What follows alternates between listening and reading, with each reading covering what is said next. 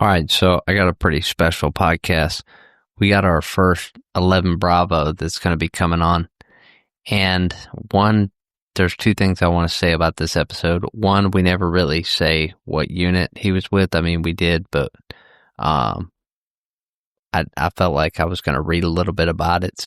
But I am going to drop his social right now, which is fine. So you can go stalk him on there.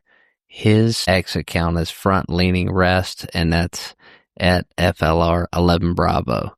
So the at symbol is at FLR11 Bravo. So that way he's got that. We kind of jump around a little bit, and that's cool. He was blown up 6 times. You'll hear him say that. But I wanted to read. So he was with 3rd Brigade, um, which was the 3rd Infantry Brigade combat team. So I think from what I looked up on Wikipedia, it was called TF31AD. So they were from Fort Bliss. So it says right here on Wikipedia, the brigade conducted a combined population-centric counterinsurgency operations in Logar, Wardak, and Bayman provinces. So he was in the Logar. They were relieving the 10th Mountain Division, and partners worked to secure Highway 1, a vital line of communication, neutralize insurgent and criminal networks, and train the Afghan National Security Forces in order to extend the Kabul security zone and extend the Afghan government's influence among the local people. So, and he's going to say it in here, but like when I was kind of researching that deployment, yeah, they were reaching areas, so for all my guys who were in the helmet, we had kind of been all the way around the helmet, but there were still places in Afghanistan that like hadn't seen foreign military since Russia. I mean, that's crazy if you think about that.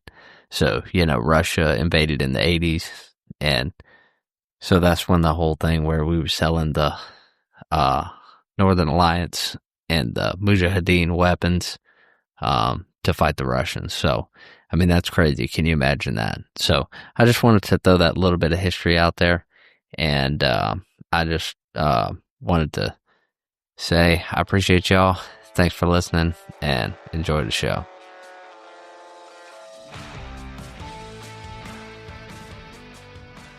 Hey guys, welcome to the 3rd episode of 11 Bang Gang. Today I got the first non-Marine, so we got the first representative of the United States Army here. I wanted to ask you a quick question. I don't know if you've seen this on X. Have you seen the thing about Glock making different? They're pulling a whole new version.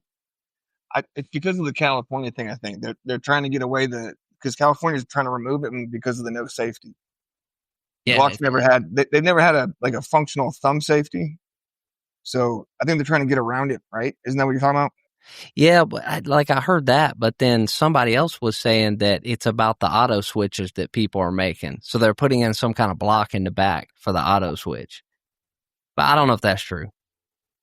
I would imagine that they would have to change the whole locking mechanism of a Glock in order to do that. See, that's what I thought. Yeah, But it's just got those 2 bars basically, right? That hold it in place as you start pulling the trigger back. yeah, and least- basically all they do is take the slide stop off the back or the cover plate, and then they're just making these auto switches. But I mean, to be honest, I thought it was pretty funny because the guys on there were like, "Well, my Gen 3 Glock's going to be like $2,500 in a month." I'm like, "Yeah, okay, dude." But okay, all right. So you are the first 11 Bravo to be on this podcast, so that should be pretty tight. Where'd you grow up? When did you decide you wanted to join the Army? So I'm actually a transplant. I was originally from Southern California. I grew up surfing and snowboarding my whole life. I never touched a gun until I joined the Army. Other than like BB guns and crap like that, like we did a lot of BB guns and stuff, but never touched a gun, which wasn't part of the culture in Orange County. And then moved to Texas, joined, and I actually owned my own company for a while. And then once the 08, 09 economic collapse happened, joined the Army. Okay, so you graduated in what year? 2002. 2002. So you were a junior during 9/11. I was a senior. Oh, so you were a senior. Okay. That happened in September. That was the beginning of the school year. Oh, okay. Yeah, the beginning. I forgot school starts in August. So, did that have any influence over you wanting to, like, when you went to the Army, you obviously were like, yeah, 9/11's happened. I know it's time to rock and roll. Or was it kind of like you were just like, okay, I got to do this out of financial, means? No, actually, my goal, me and all my friends joined the delayed entry program for the Marine Corps, actually, right out of high school. Um, and then but I'd broken my elbow when I was 14. Pretty bad break where I shattered it and fractured. It was bad. Well, the Marine Corps wouldn't take me. They said that I was not qualified for it. So then I kind of just moved on. I figured all military services were the same. So I just went. I've been a natural born salesman since I could talk, basically. So just went into sales, and I ended up starting my own company. And then after the market crashed, then I went back and tried to get in for the Army because they were taking. I had heard that they were taking just about everybody, and I got quite a few waivers, but they took me. So Man, I imagine if that was like reconstructive surgery, you probably had to have quite a few waivers. I had 12 hours of surgery on my elbow. But so it was just a lot of work. But the Army at that point, because I got in 09, so the Army at that point was pretty much just taking everybody. Yeah, that was during the surge, right about, I think. I don't remember if that was a surge in Iraq, right? I might be We wrong. went to Iraq, I think, in 05, right? Yeah, something like that. 03 was Afghanistan, and then 05, right? Or is it my backwards? No. No, you're We went right. right You're into right. Afghanistan in 01, and then we went to Iraq maybe in 03. Yeah, we were in Iraq. If you read that book, the horse soldiers, we were in Iraq or I meant not Iraq, Afghanistan. We were in that country, I think, in like 6 months after 9/11. Yep. The CIA and the Green Berets. That was a ridiculous, dude. I mean, have you seen that movie? Which one? It's called The Horse Soldiers, I think. It's No. the one. You haven't? Horse soldiers? That doesn't sound familiar. It's got the guy who plays Thor in it. I don't remember. It might not be called The Horse Soldiers. I'm sure everybody's yelling at me right now, like, you idiot. I love movies, so. Yeah, dude, that movie is legit. It's about the CIA and the Green Berets going in there and wiping out the Taliban with the Northern Alliance. And it's based on a true story. It really happened. But anyways, okay. So you join the Army. Where do you go for basic training? Well, so it was actually funny because my goal, it's a really funny story, so I'll go ahead and tell you. My goal was to be a sniper. Now, mind you, I had never touched a gun before I joined the Army. I just always thought snipers was the coolest job in the Army. And I was like, if I'm going to do it, I'm going to go that way. Heck yeah. So my recruiter, he basically gave me two options to be a sniper. I could be a scout or I can be infantry. Those are the two guys that get sniper contracts. And at the time, the scouts didn't have a signing bonus, and the infantry had a $6,000 signing bonus. So that just made it made it easy. Plus, my recruiter was infantry, and he told me that there were, I think it was 214 jobs in the Army and 213 ways to serve the infantry. So we went, we went that direction. But and then I get through. Basic was in Fort Benning, obviously. Okay. All right. Okay. I don't even know what the new name is, but it's irrelevant. Yeah, because I looked it up earlier because I'm not familiar with the Army. The Marine Corps only has two basic, boot camp sites, Parris Island or San Diego. There's only two. Oh, so, we have tons of them, I think. Yeah, dude, I looked it up earlier. The Army, I Googled it, and I was like, holy cow, dude, y'all got like 6 or something. It's crazy. Right, but you guys are also the smallest branch, so you're not training that many people. Now, that is true. That is true. I didn't think about that. You're right. I mean, I think our force is sitting at like 225 right now. Army's like 1 million, maybe. Yeah, dude, you're kicking. Okay, so I ask every guest this so far. So you back 2008, 2009, we had seen training videos. We'd seen commercials. I think the Army's commercial back then was the Army of One. Was that the slogan when you joined? I can't remember if it was Army of One or Army Strong, but it might have been Army. No, because you know what? They didn't have the patch Army 1 yet. That one Army nonsense that they have now. Oh yeah, Have you yeah. seen that, like, to replace the deployment patch for people that haven't deployed yet, so they don't feel left out? Dude, are you serious? Oh, But the patches on their arms. I had Now everybody gets just the one Army patch, or whatever it is, Army Strong, whatever stupid patch it is. and then you're wearing your unit on the other side. Yeah. Oh, that's lame, bro. Yeah. That's lame. That's lame. Yeah, well, okay, so all right, so you go to Fort Benning. So I've asked every guest this: expectation versus reality. You knew, you know, everyone told you what to expect. How did it line up to what it really was when you first joined? So I like to tell people that my recruiter was one of the best salesmen I've ever met, because he didn't exactly lie to me, but nothing was how I thought he was saying it. Yeah. So, like, you told me I was going to see the world. Every part of the world that I saw had a stand at the end. Like, I don't want to. They let you choose. I think it's like your dream locations. Like, you get 3 of them, right? Yep, that's right. And then, so I promise you, El Paso, Texas, wasn't on the list. But like, I put on like Germany and Australia. Heck yeah. And my first orders were to South Korea. Oh, And then maybe a few weeks before we finished basic, I got orders to go to Fort Drum, New York. okay. And then, like, the week of my graduation, they're like, actually, we need you in Fort Bliss because they're deploying in a month. Oh shit. And I'm like, cool. I'm in the best shape of my life. I know what I'm doing. Let's go. So I just run. I got all the way to Fort Bliss. They don't even know I'm coming. Oh no. No clue I'm coming. I'm sitting in the garrison commander getting my, like, don't go to Mexico brief. And he's like, let me figure out where to put you. And it's like, as soon as he said that, I think there was a captain or a first sergeant walking past his office that stuck his head in. And he goes, "What's your PT score?" And I told him, and he goes, "I'll take him." Oh shit. And that's how I got my brigade. And it worked pretty much the exact same way for my battalion. Wow. And then when I got to sit in front of, I got to my unit that finally picked me. And the highest ranking person in the building was an E6. Oh, God. And we weren't deploying for 2 years. Oh no.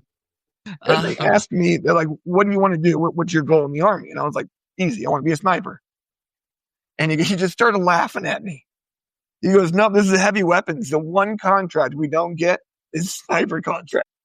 Dude, that literally sounds like my recon contract. So I had a 0321 recon contract, and I'm not going to get into the full story. So the podcast will hear it eventually because I'll tell all the parts of it. But yeah, like I got screwed out of it. It wasn't my fault. And if I never got to go to school, and I got to the infantry, and my squad leader was like, "You want to lay on a mountain and burn for 3 days and send back photos, or you want to kick doors down and shoot motherfuckers in the face?" And I was like, "Well, I'll take the shooting dudes in the face." You know what I mean? Absolutely. But yeah, wow, man. So, okay, so where is Fort Bliss for those Marines that might be listening who are like, It's literally El Paso, Texas. So it's the farthest east in Texas you can go before you get to New Mexico. Okay. And on the other side of the 10 freeway is Juarez. If it's as far east as you can go, it's as far west. I'm sorry, you're right. It's far west. I was about to say, yeah. I was about to say far west as you can go. So East Texas is beautiful. That's like Dallas, you know, they got trees and shit. I always said that if I ever had to go anywhere like West Texas, I would never want to be there because it's right. So that's what far West Texas, basically on the border of. So actually, Fort Bliss is in multiple states because of how big it is. Right. So, but yeah, it's partly. I mean, when I was there, I think they incorporated White Sands Missile Range into Fort Bliss, which made it the largest military installation, I think, in the world. Yeah. It's So bigger than Fort Hood now. So I was gonna say, where's Fort Hood in relation to Bliss? Fort Hood is like Houston area, I think. So Oh, okay. it's like it's I'm Okay. trying to think what the city is out there. Killeen, Texas, I think. Well, you just hear about Fort Hood in the news. So my question to you, I guess, is what's going on at Fort Hood? I'm a Marine, so I don't know shit. But like, what's the skinny, bro? Because like, there's some crazy stories coming out of that place. So that was it. So I'd never been there, but I don't know. They have I think it's just because of how it's large and they have a lot of people on it. Like our base is like Fort Bliss is big, but it's mostly just land. Like it's a huge training area. Oh, okay. Which the Army does so many stupid things, dude. Like when it comes to like logistics, I know that we're supposed to be like the best logistical military, but we went, just to give you a quick little, and I didn't ask this question, but we went from training, and we were in Fort Bliss, which is at 4,000 feet. Okay. We went to California to train to go to Afghanistan because California is where the big training ground is. Fort Irwin or something like that. I forget what it's called. Is that NTC? Yeah. Okay, gotcha. So there's JTC and NTC, I think, or there's two of them, but ours, I think, is NTC. Okay. But we go there to the sandbox at basically sea level to train for 3 months, right? And then our COP Charkh was at 9,000 feet. So we went from 4,000 in the mountains to sea level to train to go to 9,000 to be deployed. Not to mention El Paso has the largest training area in the world. So why would we leave? And we joked that when we left El Paso and went to Afghanistan finally, we were joking that we just circled El Paso for 22 hours and landed again. It looks the exact same. It would have been the perfect training ground. Bro, that's how 29 Palms, which I want to say it's in the same desert but just further south. That's where the Marines go to do our live fire training down in Southern California. And dude, I've been to that place 5 times, and that's 5 times too many, bro. And it's just like NTC where the unit goes out there and then they get graded on how deployable they are. You know what I mean? Like you do all the live fire ranges and shit. Yeah. Did you talk to any Air Force guys out there at NTC or whatever? I've never been to ND. The Marine Corps version. Oh, yeah. Actually, we have JTACs assigned to us when we deploy. So do we. Yeah. So, dude, that's what we did, man. We dropped bombs out there and did all kinds of cool shit. Did they tell you they were getting a per diem for having to live in substandard living conditions? Yes, bro. Yes. No. Are we not in the same military? Bro, let me tell you. So on my 3rd deployment, after I had left the infantry and went to the air wing, we went to Kuwait, bro. And it had a brick building on a flight line. There was no chow hall. We had to build it. Actually, there was a chow hall. That was the only other building. But the Air Force, while we were there, were getting substandard living conditions and imminent danger pay. And the Marines were not getting shit except tax-free. And I'm like, come on. By the time we left, the Air Force had built a Taco Bell, a Pizza Hut, a barbershop, a PX. Dude, they had built the whole place up into a monster in like 6 months. I was like, this is ridiculous. You know how USO says we go where you go? Yeah. I never saw them. Oh, yeah. They don't go where we go. No. They go where our bosses go. You know what I'm saying? They never made it past the fob. I'll tell you that right now. Dude, I'm going to tell you. Yeah, our shit was nuts. We had basically MREs the entire year, except for the Super Bowl. The Patriots sent us like frozen food, like microwave and oven stuff, like pizzas and finger food. The New England Patriots. Oh, shit. Yeah, they sent us because we were supposed to be watching. That's a whole story. I don't know if you want to get into it right now, but yeah. So that's how it was. Like if you say, okay, so y'all deployed 2 years. What year is this you deployed? You said you were in the same time as me. So y'all deployed in 2011. Okay. Yeah. And okay, so by this time,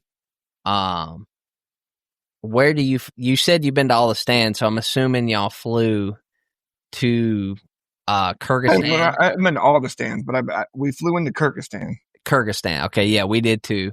Flew into Kyrgyzstan, hit that base. jump a C-130. Where did it bring you in at in Afghanistan? So I'm a little bit fuzzy. I Okay. think it was COP Charkh. Not Charkh. No, I'm sorry. Fob Shank. I think it's Shank that bring you first. It wasn't Bagram? So I think the only time I went to Bagram was, now I could be just mistaken because it's been a long time and I got blown up 6 times. But I my first memory of Afghanistan is Fob Shank. Yeah. So if we did go into Bagram, it wasn't very long.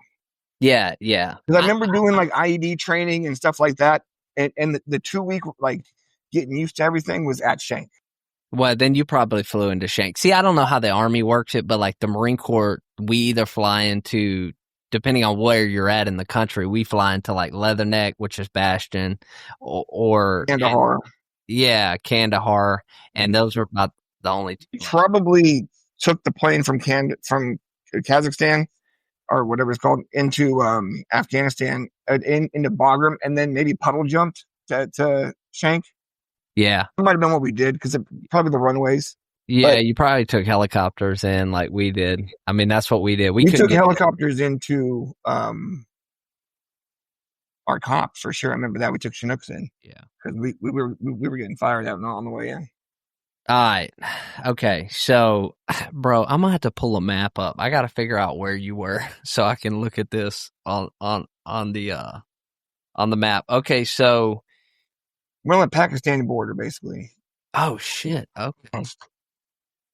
Look for it. It's COP Charkh. It's in Logar province. But see, I don't. They're not gonna give me that. I'm gonna have to type in like Logar province. No, you were in the Nangarhar province. No, you were in the Logar province. We are Logar province. Logar province. Okay. All right. Cool. All right. Back at it. All right. Okay. So y'all helo into this place. What time of year is it? We got October. October. Okay. Is it snowing up here?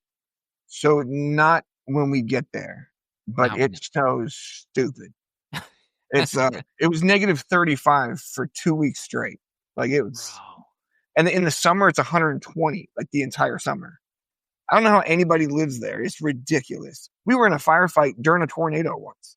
Like it's just stupidest place on the planet, dude. Holy shit.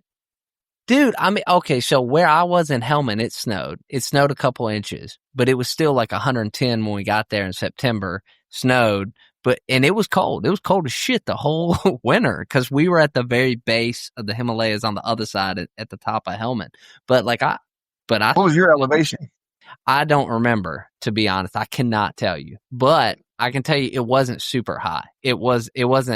It didn't start getting high till we wasn't fighting in the mountains. So I see, looking where you guys are, y'all were like, y'all were damn, yeah, y'all were.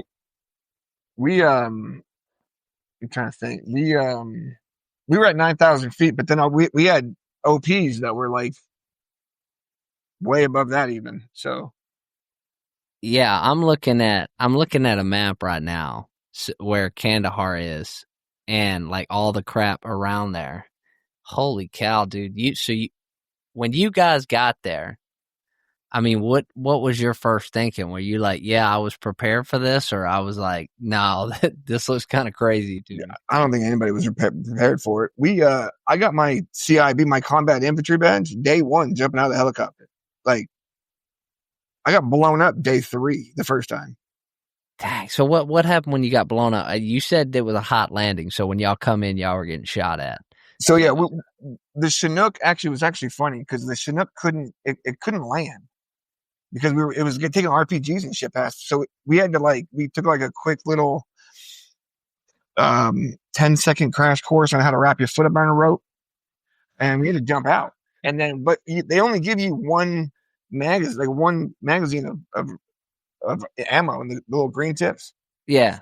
They only give you one mag because you're supposed to get refitted when you get there. Oh shit. So we're all jumping out and there's people just yelling us to get in buildings. And then once we get all straightened out, they're putting us in towers and shit. And we don't know what we're doing. Dude, that is utter chaos, bro. And it's funny because the guys we were ripping out with obviously had already moved out of all like the chews and the little places. They were all living in like all the common areas and shit, waiting for their time to leave so we can have beds. Right.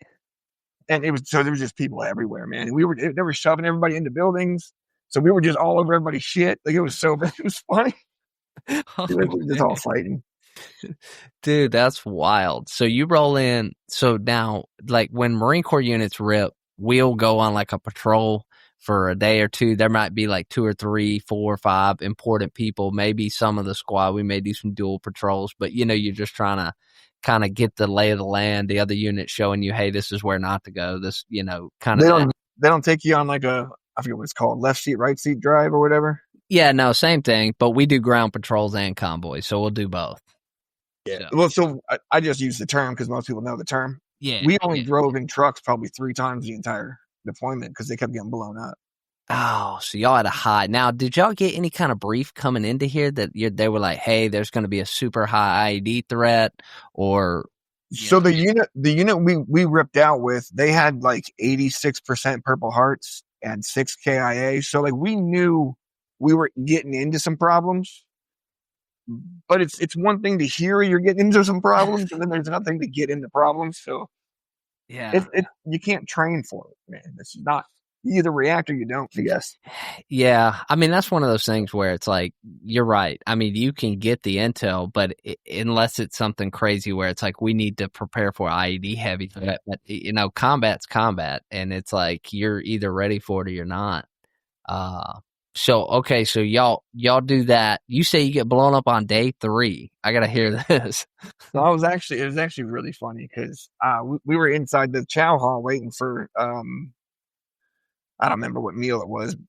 Doesn't matter, breakfast or lunch, whatever. We were just waiting for chow to start. So we were chilling inside the building. And I looked over at one of my buddies and I said, you want to go smoke a cigarette? And he's like, no, I'm going to chill. And then I went outside and we were all kind of in a circle, kind of just smoking and bullshitting. And just maybe 5 feet on the other side of like a T-wall, it was 5 feet from me, but a mortar hit and blew up. And it threw me into a T-wall, and there was a lot of casualties from it. But after it was all over, my buddy goes, "Those cigarettes are gonna get you killed, man." Oh shit! But it was a 60 that dropped about 5 feet from our little circle. So now, was that a constant deployment thing? IDF, just the whole. So day 1, we all almost died.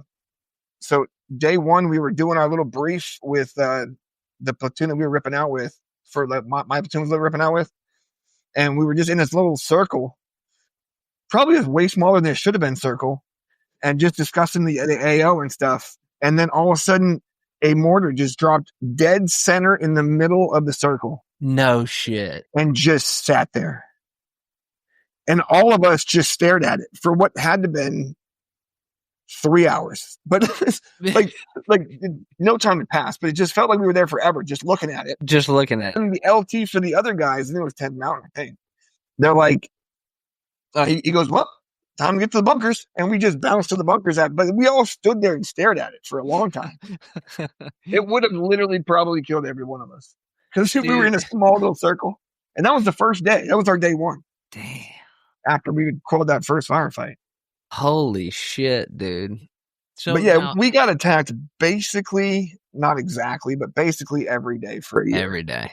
Yeah. Some kind of, either we got an attack or we went looking for a fight. I don't know how many firefights you got into, but eventually you get mad if you don't get in one.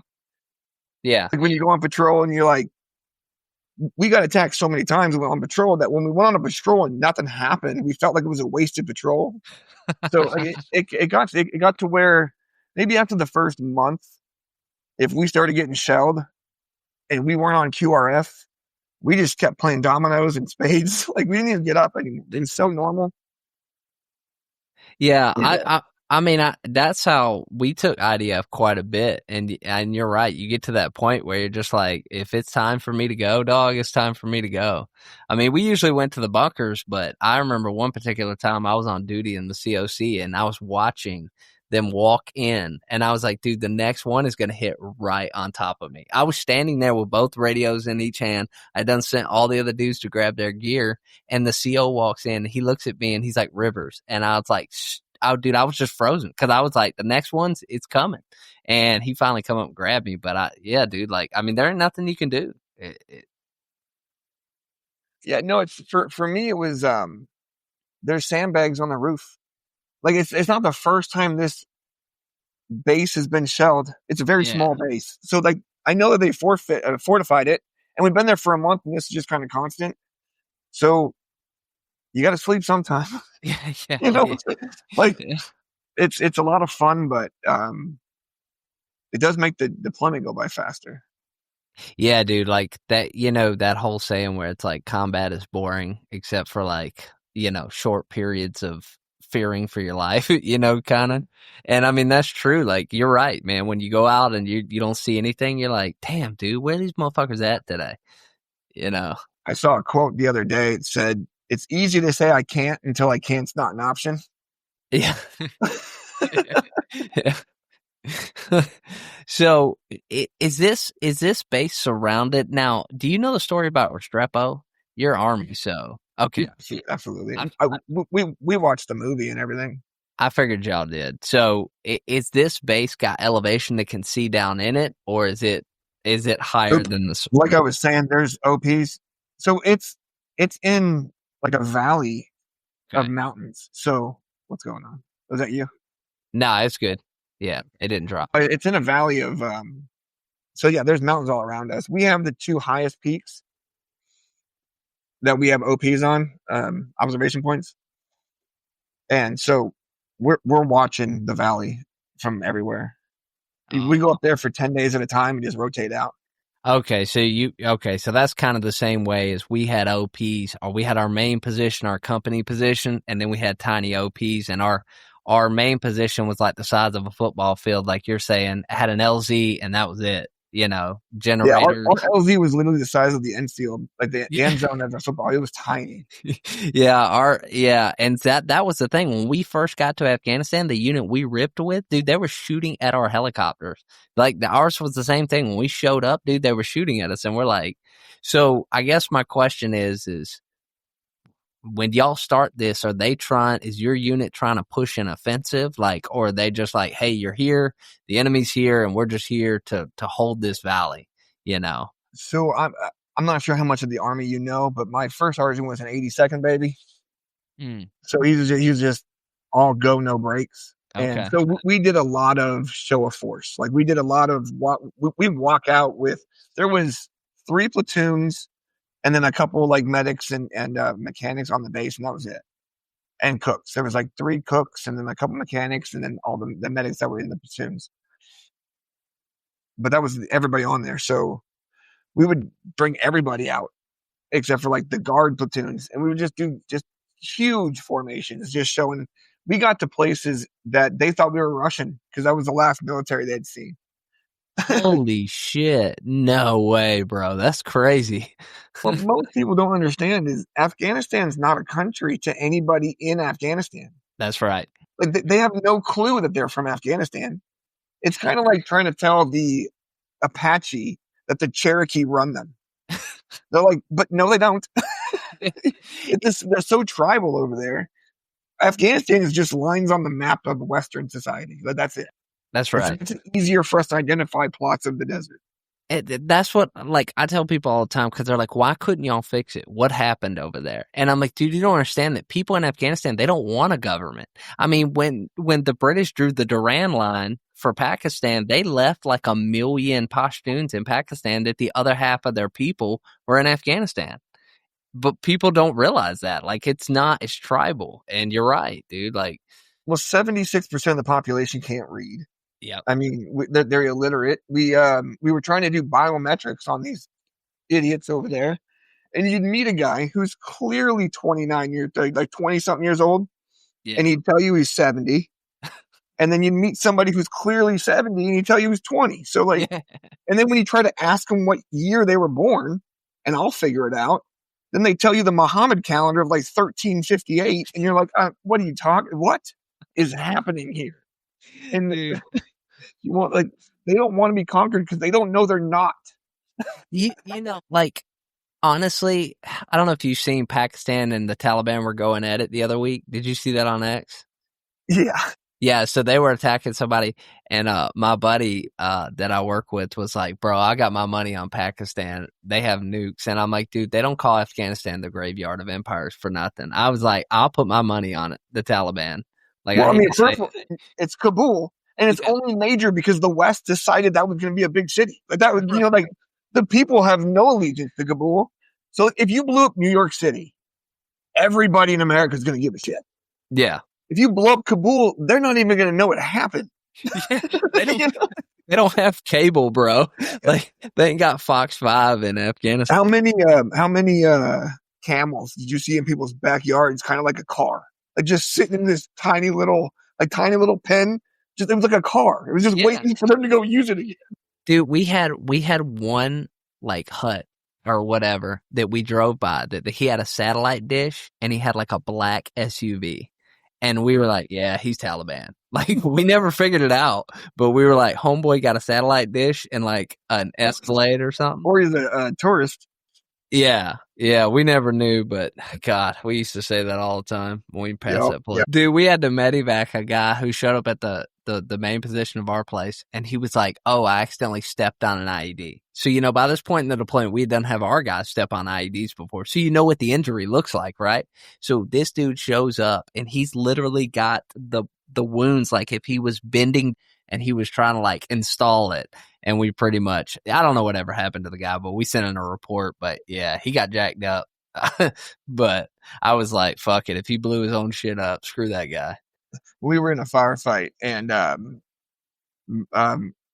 one of the guys, I'm not going to get into names, but one of the guys had like, it was shooting the Mark 19 from the top of a mountain in an OP we named the Alamo, because that's awesome, right? Yeah, that's great. So he's up there shooting the Mark 19 from the Alamo, and I'm not going to say he did it. There's a bunch of cows over to the right, and then there weren't any cows anymore. And he's still shooting and engaging the target. The next day, this rancher farmer Afghani guy comes to the base, just hauling a fit about how we killed 10 of his cows. And so the first sergeant and the captain called over this guy, and he's like, did this happen? He goes, I don't think so. And the thing is, in Afghanistan, I think at the time, we had to pay for every cow. Like every livestock was like 5 generations of that cow or something. So it was like $50,000 a cow, roughly. And if we killed 10 of them, we can't give somebody $500,000. In Afghanistan, it would change the whole dynamic of power. So you can't do that. So we're not going to give this guy money. But he's like, my first sergeant was like, well, if you bring me 10 cows worth of beef, I will buy it for you at fair market value. Obviously, there's not enough pieces to go find, so it doesn't matter. I was going to say, did y'all have steak, bro? But it was a lot of fun. That's awesome, man. I'm gonna tell you, like we had steak one time. We got a heloed in for Christmas or for the Marine Corps birthday. I can't remember. Marines are psychotic and we celebrate ourselves like a bunch of narcissistic assholes. But well, I don't know. The Army parade was pretty big this last year. Yeah, they did. So yeah, they had, but we didn't have any grills. Because we ate MREs the whole time too, like you guys. So like, we're like, how are we going to cook this? So the combat engineers are like, bro, I got an idea. And so, you know how this goes. We didn't have any of those guys. So they had sheet metal that was V'd. They filled it with pieces of lumber that was treated, lit it on fire, put piece of HESCO barrier wires, and then literally cooked the steaks like that. But they undercooked them, and the entire company got the squirts, bro, for like. Oh, nice. Yeah. I was the only person that didn't have it. I'm like, what are y'all complaining about, bro? It was insane. Okay. All right. So I guess, so you guys are running. Now, when they're running these IEDs, do you guys have MRAPs or? So we have MRAPs, but like I said, we didn't really drive them. Yeah. We actually had, just to give you an idea of how bad it was, we had a convoy that left our FOB coming to our base. It was our clip, right? To refill us with everything. They left the FOB with 24 vehicles, and it's basically 18 clicks. So depending on how fast we drive. Yeah. So by the time they arrived, which was way later than they should have, there were 74 vehicles because of all the wreckers that had to come. Just so that gets better. So then they get to our COP, and we're just a little COP. So they drain us of gas. We have to fill everybody back up. So they drain us completely of gas. So we have to call in an emergency refill, right? Because we have generators and shit everything's generated. That's right. So then they leave, and then this is hilarious. It's at night. Now, our COP had a very strict rule. You could not fly in during the day. It had to be at night, and every Black Hawk had to have 2 Apache escorts, period. Wow. Because just how crazy it was. We were I think we were the number 1 hotspot in the whole country at the time. Oh. Like our air was, if it wasn't red, it was purple. Like our air zone split halfway through the COP from between Kandahar and Altamir, I think. So when Kandahar was red, but Altamir was blue, we were purple or green, you know what I'm saying? So our air was never really ever green. It was always either red or purple, like almost always, because one of the spots had a conflict. But they flew in an emergency fuel drop with this Chinook, and he's coming in obviously all dark. So and then he tells us to light the LZ so he knows where to land, where to drop it. Right. So we, because we're awesome, have our what's a little 16? The Ivy light or the IR light on your gun? Yeah, the PEG 16. Yeah. Yeah. We're shining that on the landing zone. Like, just look for that, right? At the exact same time he comes over the hill, the locals burn the fire pit. Oh, shit. So he comes over and he thinks we're illuminating so he's hovering, about to drop sling over a fire pit with like a ridiculous amount of gas. When my first sergeant jumps on the radio and just starts cussing him out. Like, he's like, "Are you fucking kidding? You can't tell it's a fucking fire. All this shit's causing." So then he moved over where he was supposed to. We threw a whole bunch of chem lights and shit out there. Dude. But my first one was like, "What do you mean to illuminate the entire thing? We get shot at here. Like, what are you doing?" Yeah, I mean, yeah, it's like, okay, mark your position or throw. I mean, I guess I could maybe see the confusion, but if you've ever seen a fire in MVGs, it's still a big fire pit. That's what I'm saying. It looks like a fire, bro. I mean, they were burning all their trash for the day. Like, it was a big fire. Like, it's their like landfill, if you will. Yeah. They burn it every day. Bro, we burned everything, bro. We burned everything. Yeah, but you have the locals do it, right? The locals run your little. Don't you have like the local helpers or whatever? No, we didn't have any locals at all. You didn't have any? None? No, none. We the had only some. thing, no, we didn't have any locals. We burned everything in the fire pit, and we made the combat engineers and the engineer sport battalion do that shit. Yeah, we had an attachment of the ANA was just outside our walls. They had their own little encampment just outside of our gate, and then we had a inside ours. We had where like I think it was the Afghan security forces or whatever. It was not ANA. But it was the other one, ANSF. But they do the security, like the towers. Yeah, yeah. Dude, we didn't have. So we had an ANA platoon, but we had a Marine who was he had a team, and they were I can't remember the name. We had the ANA company. We had a whole company.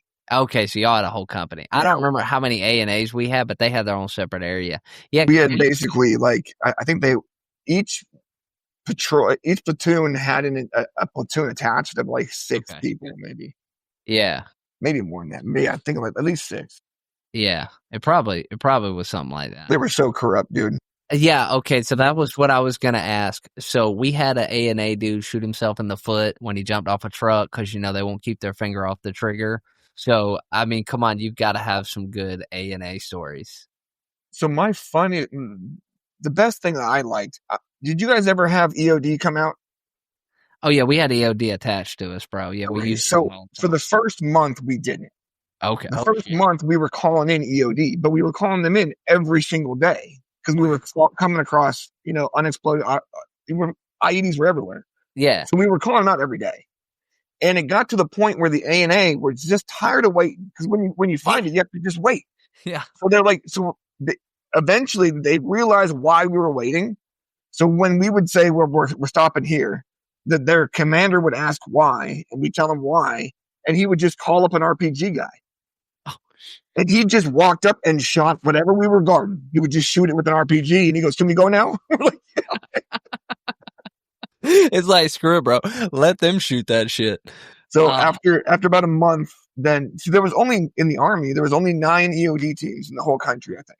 Wow. And they rotate between bases whenever they get called. But we called them so often that they permanently placed one of them on our COP. We also had the battalion surgeon on our COP. That's insane. Well, first of all, it's insane to not have an EOD attachment to every infantry, I'm going to say battalion, but I think for you guys, it's brigade. No, but it's easier. You have to remember, again, you're the Marines. You only have a handful of units that need an EOD. So if you had 9 units in Afghanistan, you can have one for each unit. Yeah. We have like 40 units in Afghanistan, and we only have 9 EOD to go around the same amount of people, right? Like it's funny because you're like, I couldn't imagine not having that. Yeah, right. Like I couldn't imagine how much it would cost, because they're considered, in the Army at least, they're considered high priority personnel or whatever. Yep. So like non-expendable personnel, I think is what they're called. Oh, okay. So EOD are non-expendable because they're so rare. They're so limited. Yeah. They also, that's why they get $90,000 signing bonuses and shit. That's what they want in the Marines. Yeah. Yeah. So because of that, it's funny because when the shooting starts, they're supposed to get back. My EOD guy did let me push the button to blow up a smaller IED on my birthday. Oh, that's pretty tight. I'm very excited about that. He was probably like, "Hell yeah, dude, get this!" Oh yeah. Dude, our EOD guys, they were the coolest guys, but because they come out of Leatherneck, like what you're talking about, they're not attached to the unit, so they work out of Leatherneck. We didn't meet up with them till we got in country, so they refused to get haircuts, refused to shave, and our first sergeant's like, "Y'all bitches need to get a haircut," and they're like, "We don't fucking work for you, first sergeant. We'll go back to Leatherneck," and he's like, dude, he was so pissed. We got visited by some SF guys that were just hanging around. Yeah. And one of the times that we got visited by SF, there was a PSYOPs guy, which I didn't realize PSYOPs was SF, but they are. So, but he was just walking around in like almost civilian clothes. Right. Just walking around, big old beard and shit. And it just so happened that our I think it was our battalion sergeant major came through at the same time. And he started yelling at the guy for having a beard. And he goes, "What do you think you are, special forces?" And the guy he wasn't even listening to him. He was kind of ignoring him. Yeah. And so when he said that, he turned around and he goes, "Yeah." And just kept going. Oh, shit. Bro, I'm going to tell you, MARSOC had a $90,000 reenlistment bonus when I reenlisted. And I told my wife, I was like, "Let me go MARSOC." And she's like, "You're done with combat. After you get back from Afghanistan, you're done." And I was like, "Touche. All right, my girl." So did your wife know what you were going through when you were deployed? How much did she know? No, she did not. Okay, so one of my buddies, so we used to have like a child. And when I mean a child, we adopted a single dude from the barracks. It became a really good friend of mine. And, he was like the third wheel with us a lot. And he ends up getting blown up in Afghanistan. Ends up getting blown out of a truck, goes back to San Diego, whatever, Balboa Hospital down there. And she actually takes him. Dude, man, I'm sorry. I'm going to have to write this down. 53. So she ends up taking him out for Valentine's Day. He emails me and he's like, "Hey, bro, can I take her out for Valentine's Day?" And I'm like, "Yeah, sure, bro." So she ends up taking him out for Valentine's Day, but ends up having to push him in a wheelchair because he can't even walk. And I'm like, bro, so she basically took him out instead of him taking her out. But no, man, I didn't tell her. I was just like, "Hey, I'm here. I'll be gone for a week or two." Like if we went on an operation where we were going to push out, to go to the other OPs and shit. And I would just be like, "Hey, man, I'm back. Things are good," but when he got blown up, when people started getting hurt, that's when she was like, "Is everything okay?" And I'm like, "Yeah, everything's good." And she's like, "Okay." but you don't want to tell him that. So were you single at this time or were you married? So I've been married for almost 23 years now. So well, congratulations, bro. 04. But no, so our nonsense was funny. My wife has PTSD from my deployment, like legitimate PTSD from my. So we were actually, remember I told you about that civilian living in his old perfect life? Yeah. That's where all the RPGs and shit for the SGA or whatever are stored, which is right next to the generator that powers our Connex for our internet. Okay. So just keep that all in mind. So I'm sitting talking to my wife on the computer. My first sergeant is sitting right next to me, and that's important because his wife runs the FRG. You guys have FRG, right? The Family Readiness Group. Yeah, but it was called something else. But yeah, same thing. Basically, your communication back to the families. Exactly, like a little computer. So she runs the FRG. Okay. She's talking to first sergeant, sitting right next to me, talking to my wife, and there's like 8 of us in the building. Some stupid private, because apparently we're getting mortared. Some private runs in, and as loud as he can, yells "incoming." Oh shit! And then the mortar hit the building with all the RPGs and shit, which blew up, and that blew up the generator. So everybody's family heard "incoming," and then everybody's screens went black. Oh man, this is and then we had a casualty. So it was we were on a blackout for 10 days. Oh shit! And because the first sergeant wife was right next to us, she only knows the exact same thing. And no one can calm anybody down. Yeah. Okay, so this is how it happened with us. The Marines, we call it River City. So like if somebody gets hurt or something, the first thing somebody would do would go out to the data center and just shut the internet off to the base. That way no one can see, because the Marine Corps' biggest thing is that they were scared that somebody's wife would find out from a bro versus the cat, the cat, right, Facebook post or some shit. Yeah, exactly. And so so that's obviously what happened. So she's just on there with you, and it's like incoming, and boom, black for 10 days. Man. Nobody knew nothing for 10 days because they had to notify family and stuff. Please tell me she cussed you out up and down. No, dude, my wife would cry if she missed a phone call. She basically sent me a care package every week. They didn't always show up every week, but she sent me one just about every week. Damn. Our laundry and our showers got blown up our first week there. So we went 4.5 months without showering. And not one time in the entire year did I ever do laundry on the COP. We never got them back. We had to put all of our clothes in like a bag and send it out with the clip. And then 6 weeks later, when it would come back or whatever it was, we would hope our clothes came back. Sometimes they would get blown up on the way back, and we never got them. So my wife just sent me socks and underwear every week.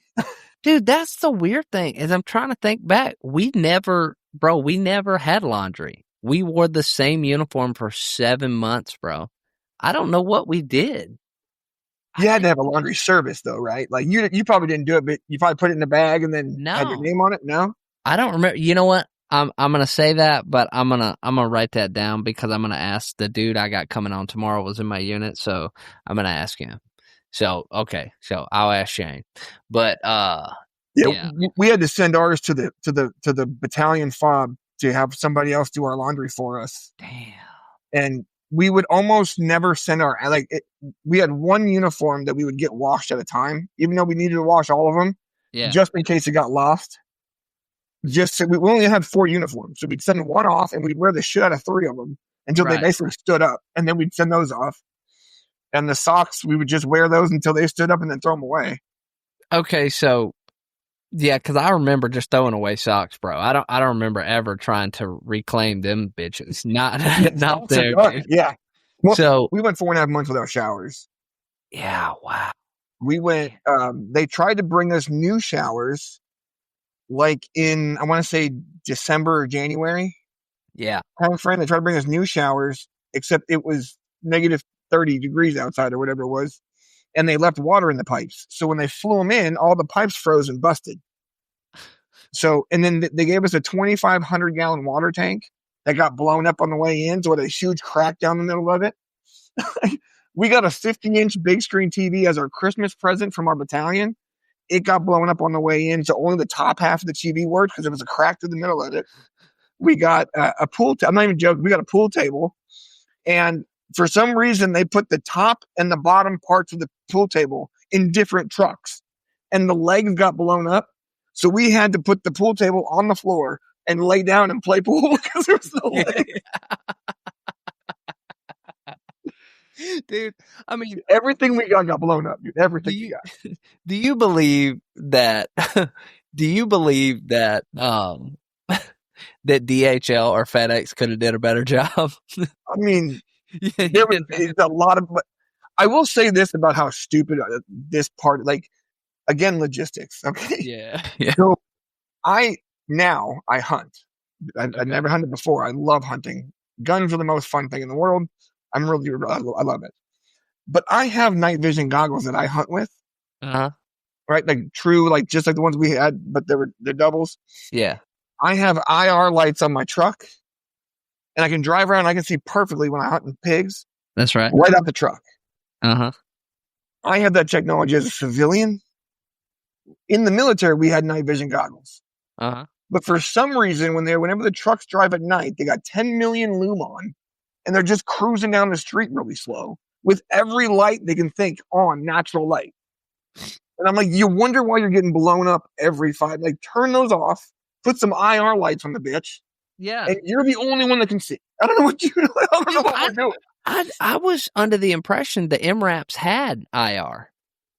So I know when the clips come into, we didn't drive enough. We never drove at night. And we only during the day we didn't get, but whenever the clips come in, we would be on clip screen for at least 12 hours. Yeah. We'd show up and then we'd wait for them to show up. And if they were longer, we were on clip screen for 12 hours one time. And then the lead truck got blown up when it got to us.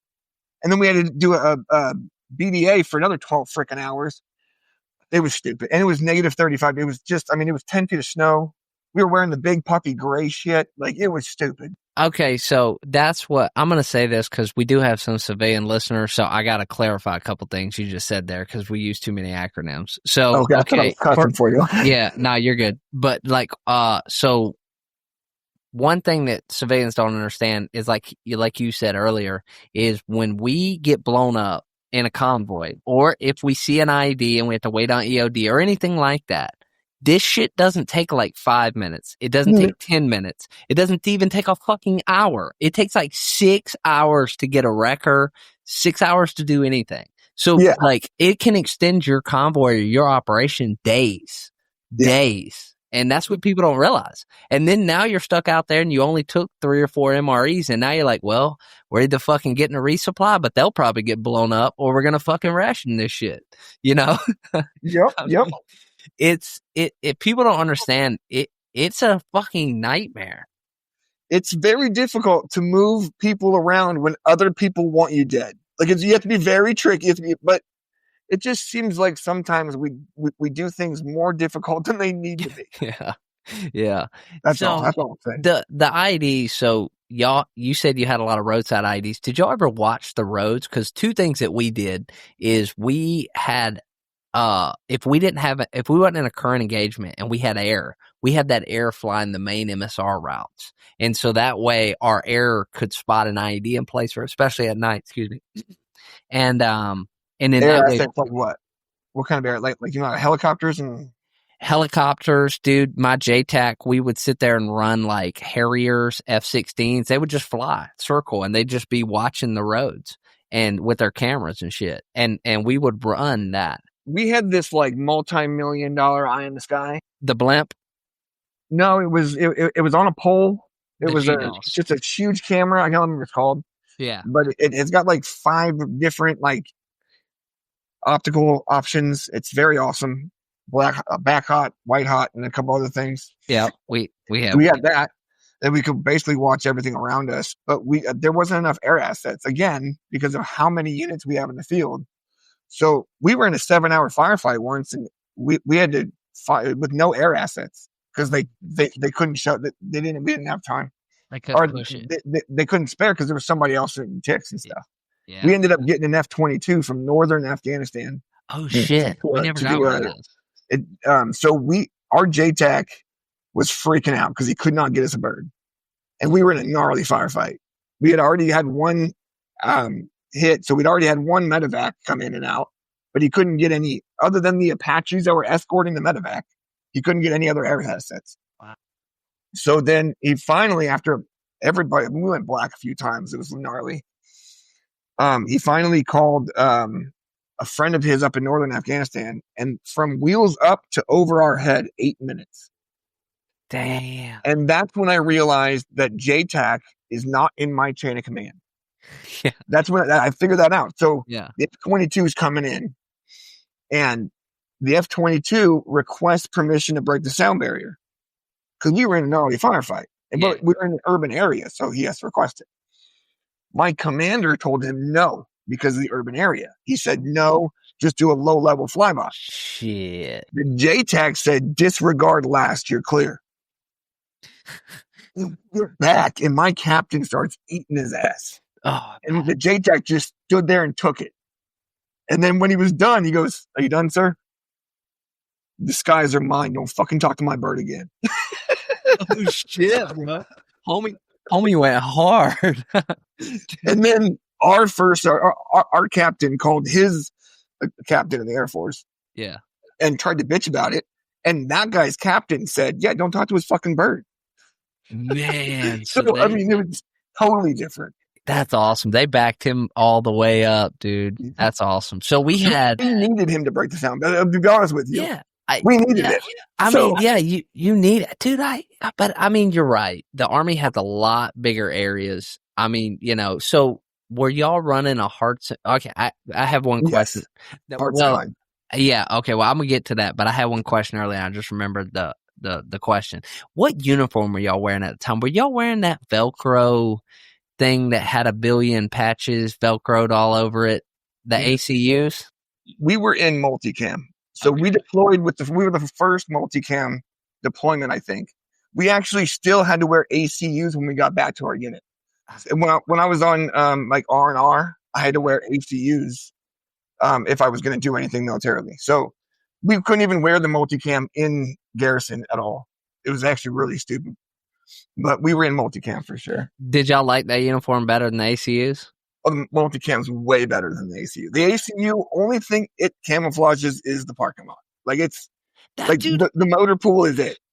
I mean, look, hey man, look, you can hate on our side too because the Navy has that stupid digi blue outfit. Digi in the ocean. Yeah. Okay. So no one's throwing stones here, but I remember when the Army first came out with the ACUs, I looked at it and I was like, what the fuck, dude? Like, there's a huge scandal with that, dude. If you actually look into it and dig it up, there's a big scandal. People made money the wrong way and made the wrong decisions based on money and stuff. So somebody actually the multicam was an option at the time they picked the ACUs, and then when they went back and did it later, when they were double checking, and they found out that multicam is just better at everything we do. They're like, yeah, we should probably change it. Dude, everyone's using multicam now, even like foreign countries. So they had this funny picture. I don't know if you've seen it on X where it shows every unit in the next World War III and they're all wearing multicam and they got like a little like color on their shoulder to show what country they're from. And then it shows the United States Marine Corps and they're still in their little our digi shit we still got. I'm not going to lie. Your tan, the light tan uniforms, your desert camo is sick. I like it. That's my favorite uniform you guys have. To be honest, yeah, like I give it to the Marine Corps for sticking with that. It's the best looking one. Now I'm biased. I don't know how good it is as far as camo. It just looks out. I always thought it looked the best out of the uniforms. Well, I'll put it to you this way: we still had guys shot, so it wasn't that great. I guess. Everybody has that. Hey, when you spray and pray, eventually you're going to get lucky. We used to have this thing that it was like and I guess I'll ask this. We had it seemed like the guys that got shot by a ricochet. It seemed like the worst place to be was in cover. The best place to be was standing wide in the fucking open where they were trying to shoot you because they couldn't hit shit, That's funny. So it was a lot of spray and pray. We actually had one of our, I don't even know what you would call them, combatants was a sniper that was freaking sick. I mean, he was a sniper that like, he was the enemy, but you were impressed. Mm-hmm. We had one of the locals. They're not supposed to leave the COP. They're not allowed to without an escort. Right. But he decided he was going to jack one of the trucks and go to the city for whatever reason. And so, but he took one of like the regular trucks that like sometimes everybody uses. The A&A, yeah. Right. So he took one of the trucks and he's ripping down the road. And all of a sudden we're watching him in the camera. And all of a sudden he just veers off to the side and just crashes in a ditch. And he was hauling ass. He was probably going 60 at least on this dirt road. The sniper hit him in the jaw, tore his whole jaw off. He hit him through his window going 60 down a mountain. Like, and we don't know where the shot came from because we're looking at it through the camera. But I mean, it's in a valley, so it had been from one of the mountaintops. It was a gnarly shot. But yeah, he took him out going like 60 on the highway, on the dirt road. Cow. Did y'all ever find this guy? Yeah, we ended up calling in counter snipers. Oh, okay. Okay, so one of your guys' teams got him. Ah, sweet. I bet that was... We had so much fun shit. Sorry, I keep cutting you off. No, you're good, dude. I mean, I was going to say, I bet that was a great day. I bet y'all were like, hell yeah, dude, when they finally got that, dude. We were excited because he didn't hit any of us. But okay. Yeah, he kept just terrorizing the A&A because they hate those people. They hate them as traitors, you know what I'm saying? Like they hate them. Whenever somebody pissed us off and we'd kick them out of the COP, you never saw them again. So man. But we had a drive-by or a drive-by RPG on a motorcycle. We had like a guy riding the bike, the other dude sitting behind him facing the opposite direction. And when he whipped past our gate and shot his RPG, missed us completely. But one of the coolest things we ever saw. Did he stay on the bike? So the bike wobbled twice, and then the security guard shot him in the head. Oh, okay. So they got him. I was gonna say that's pretty tight, dude. Guards in all the towers, so they're not getting very far. Yeah. So, yeah, but he just flew by and flung it up and shot it. I was in the guard shack. It went right past the guard shack by about 6 feet. Damn. And almost hit the mayor's house behind us. So I think it's the mayor. To be honest, though, to fit two people on that motorcycle, we chased a dude with a helo one time. They shot the shit out of this guy for like 10 minutes, and they couldn't hit him because he was zigzagging through the fields. And there's like two of them. They finally, the helicopter, the Cobra hits one dude, knocks one guy off. So then the QRF goes and gets him, but it was a whole fiasco, dude. This helicopter just chasing homeboy through the... What's the most amount of people you ever saw on a motorcycle over there?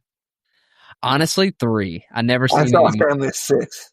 No, but we could always tell where the IEDs were on the main road because the cars would come in and then take a wide like loop around this one section of the road.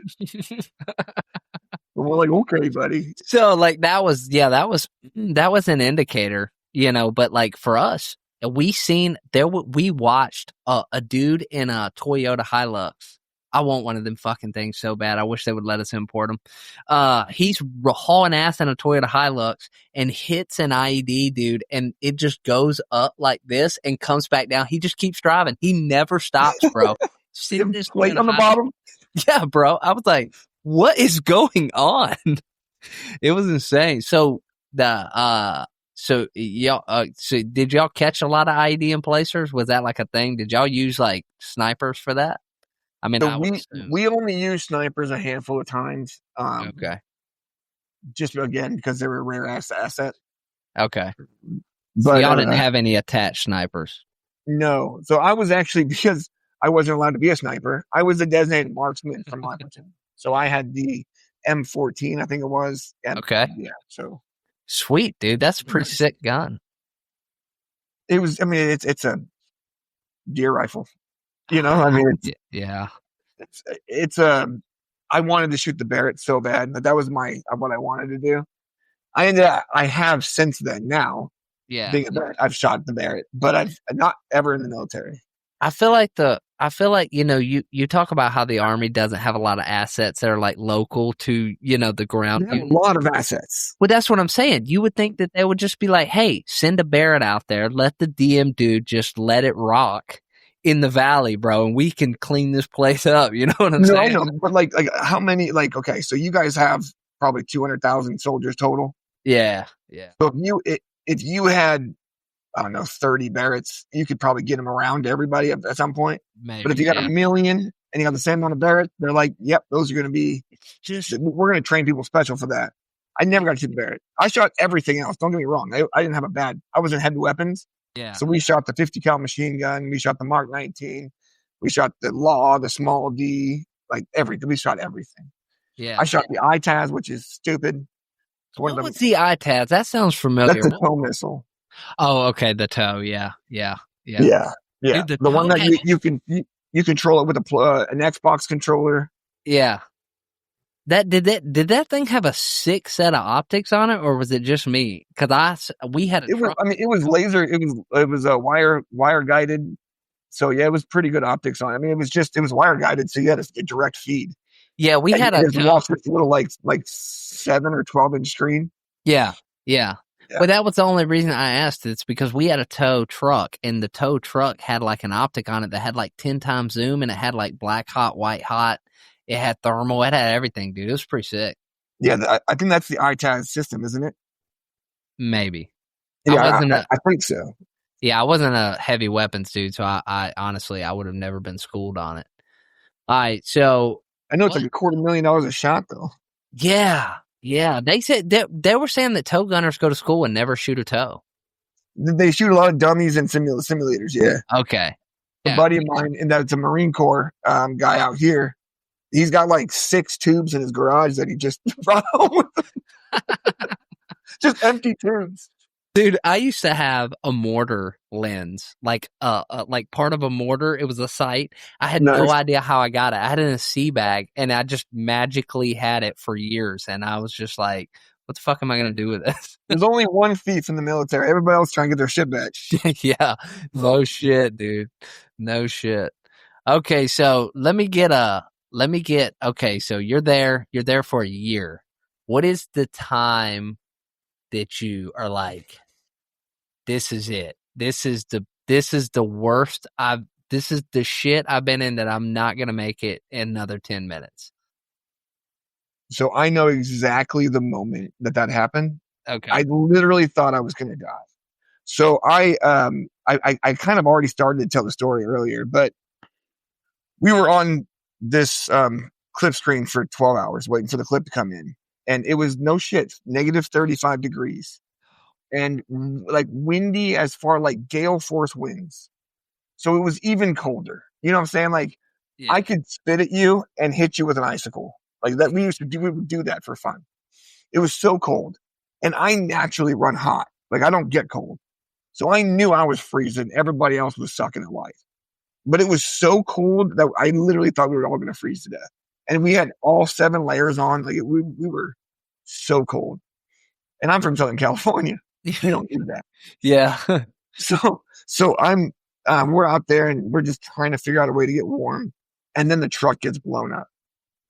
And then we have to wait 12 more hours. We're just sitting there butt screening. And we are so, like we have like our snot is freezing, that kind of thing. Dude. We have like tears freezing on our face, and we're like, we have to wipe them off so we don't get frostbite.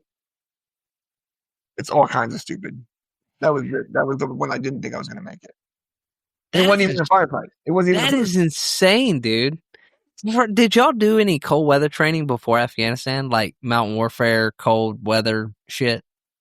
So my entirety of Army training was in Georgia, right? Fort Benning, Georgia. Okay. And Fort Bliss. This is the desert El Paso. So no, we didn't do any cold weather training. Holy I mean, it would get a little bit cold, right? I mean, I grew up in California, so there's that. The most cold weather training I think I ever really actually got was in the Boy Scouts. We go snow camping every year. But other than that, I mean, they're not really. So, all right. So we're talking a year. You go through all these firefights. shit, the IEDs. What about anti-personnel IEDs? How many guys was that a big threat? Did y'all have guys stepping on IEDs? So I got hit by 6 total explosions. 2 of them were roadside or ground IEDs. Okay. For us, because of how limited we drove, very limited driving, they would put most of their IEDs in fields and stuff. Because we'd be cutting across the fields. We'd pretty much stay off the roads as much as possible. Right. So they would just embed them in like marijuana fields or whatever. Just whenever we were going to be walking through, we'd be looking for IED. We had the Goldie out everywhere we went. Did y'all have the Valen metal detectors, or did y'all have something else? Or we called them the Goldies. I don't know what their actual technical name was, but called them the Goldies because they were like this golden wand thing. Did they work? And, Did they work? They picked up wires. If there was a wire, they would pick it up. And then we also wore the backpack, the Thor. Yeah, we had the Thors. God, them fucking things. Yeah. So did yours vibrate when it caught a signal? Like the little...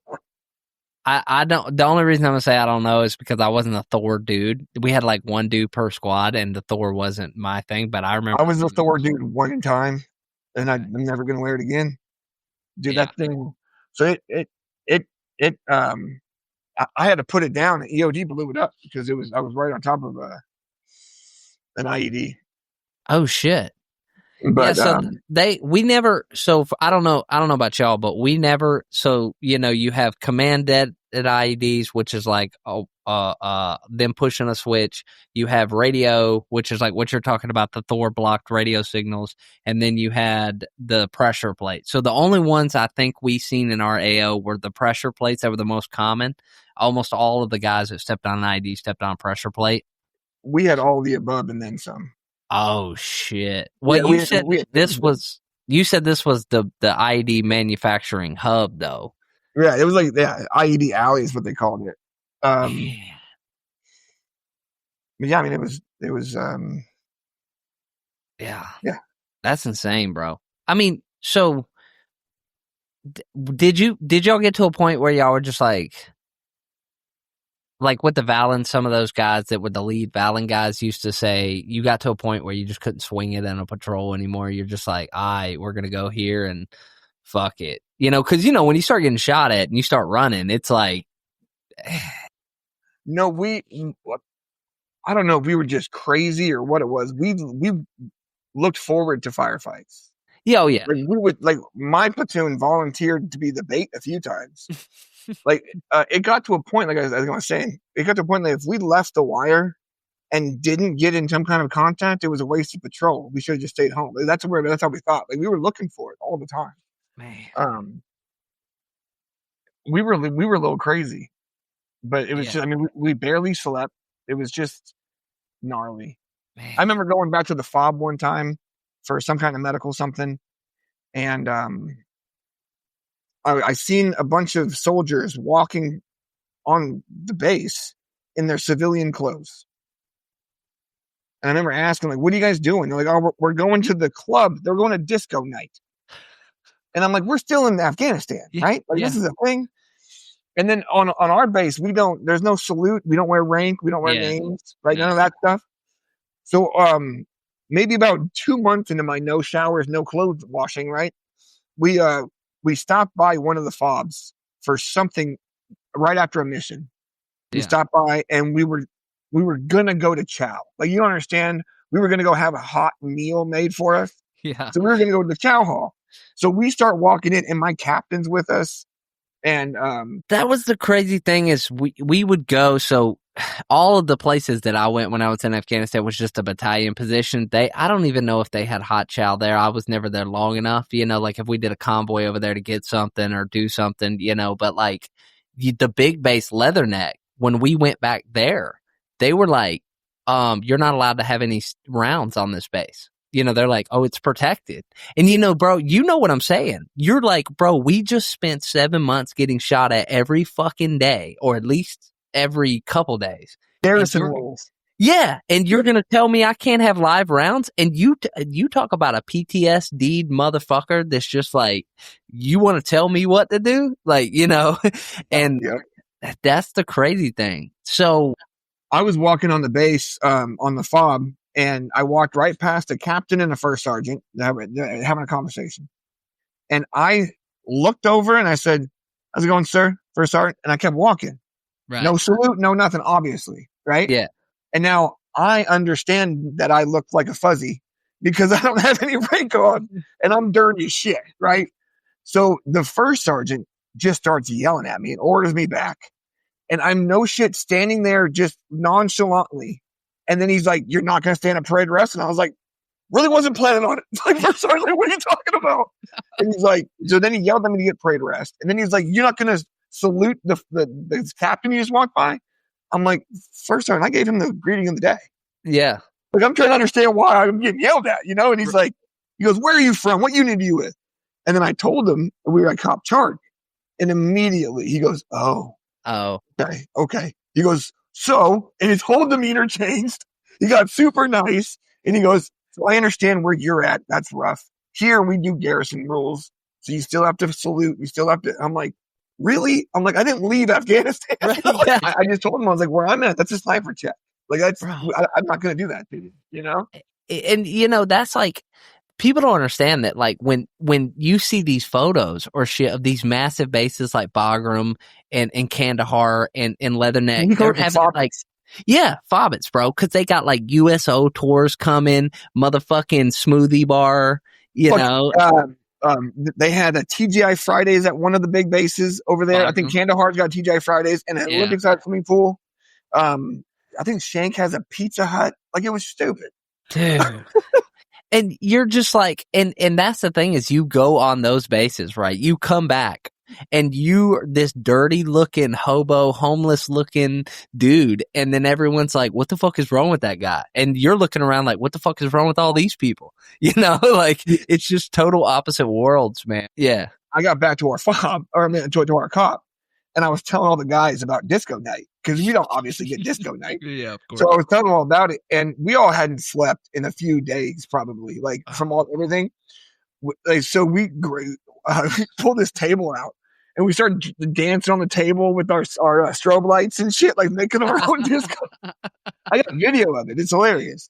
Dude, I'm telling you, we had where a bunch of the guys were like, did y'all have those fucking Kevlar underwear thing that you had to wear? It was like, No. we had this thing that was like a flak jacket for your dick.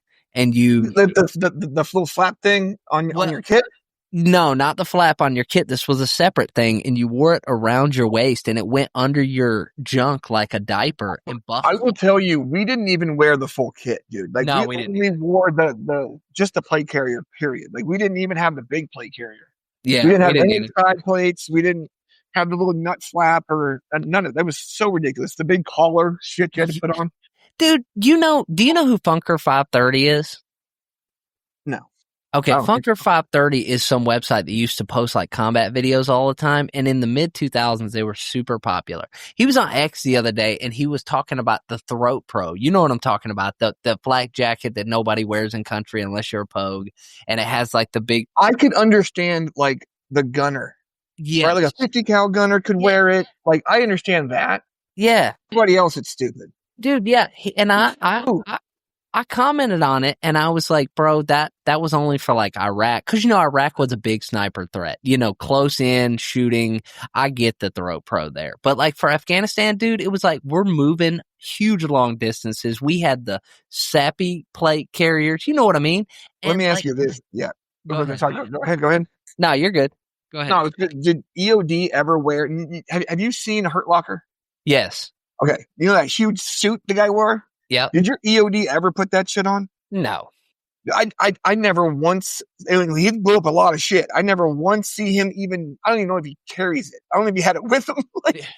We had a 6-man EOD team, and not one of them put it on ever.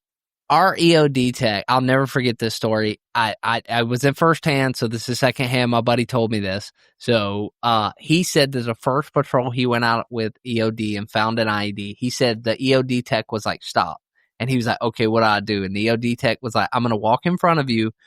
follow my footsteps exactly. So this is like, he's like new, hasn't even been shot at. He's like, I'm going to die.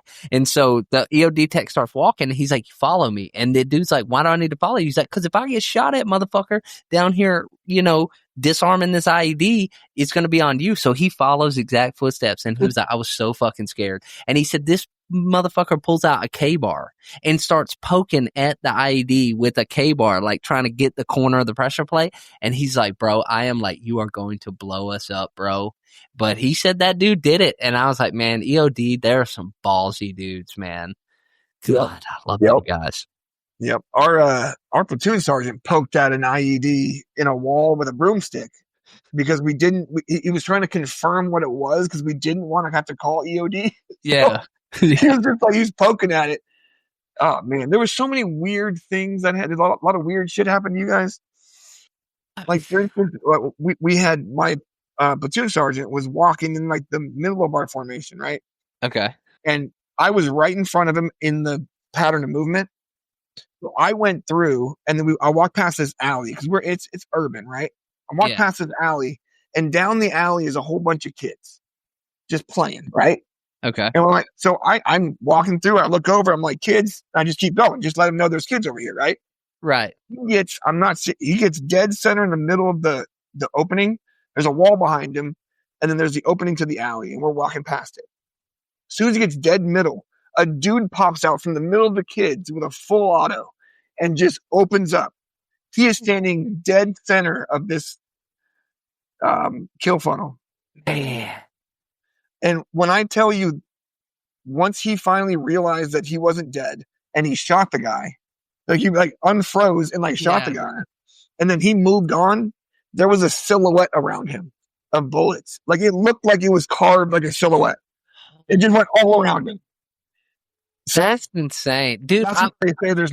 There's no atheist in a foxhole, dude. If you listen to the second episode, that the guy Shane Wood and the first episode, they were both in the same platoon. They got into a firefight, dude, where we had a guy get grazed on the leg, dude's radios, antennas getting shot off. I mean, gear getting holes. I mean, there were so many close calls that it honestly, that is the most insane part of combat that people really don't talk about, is all the times that you're like, wow, that was super close, dude.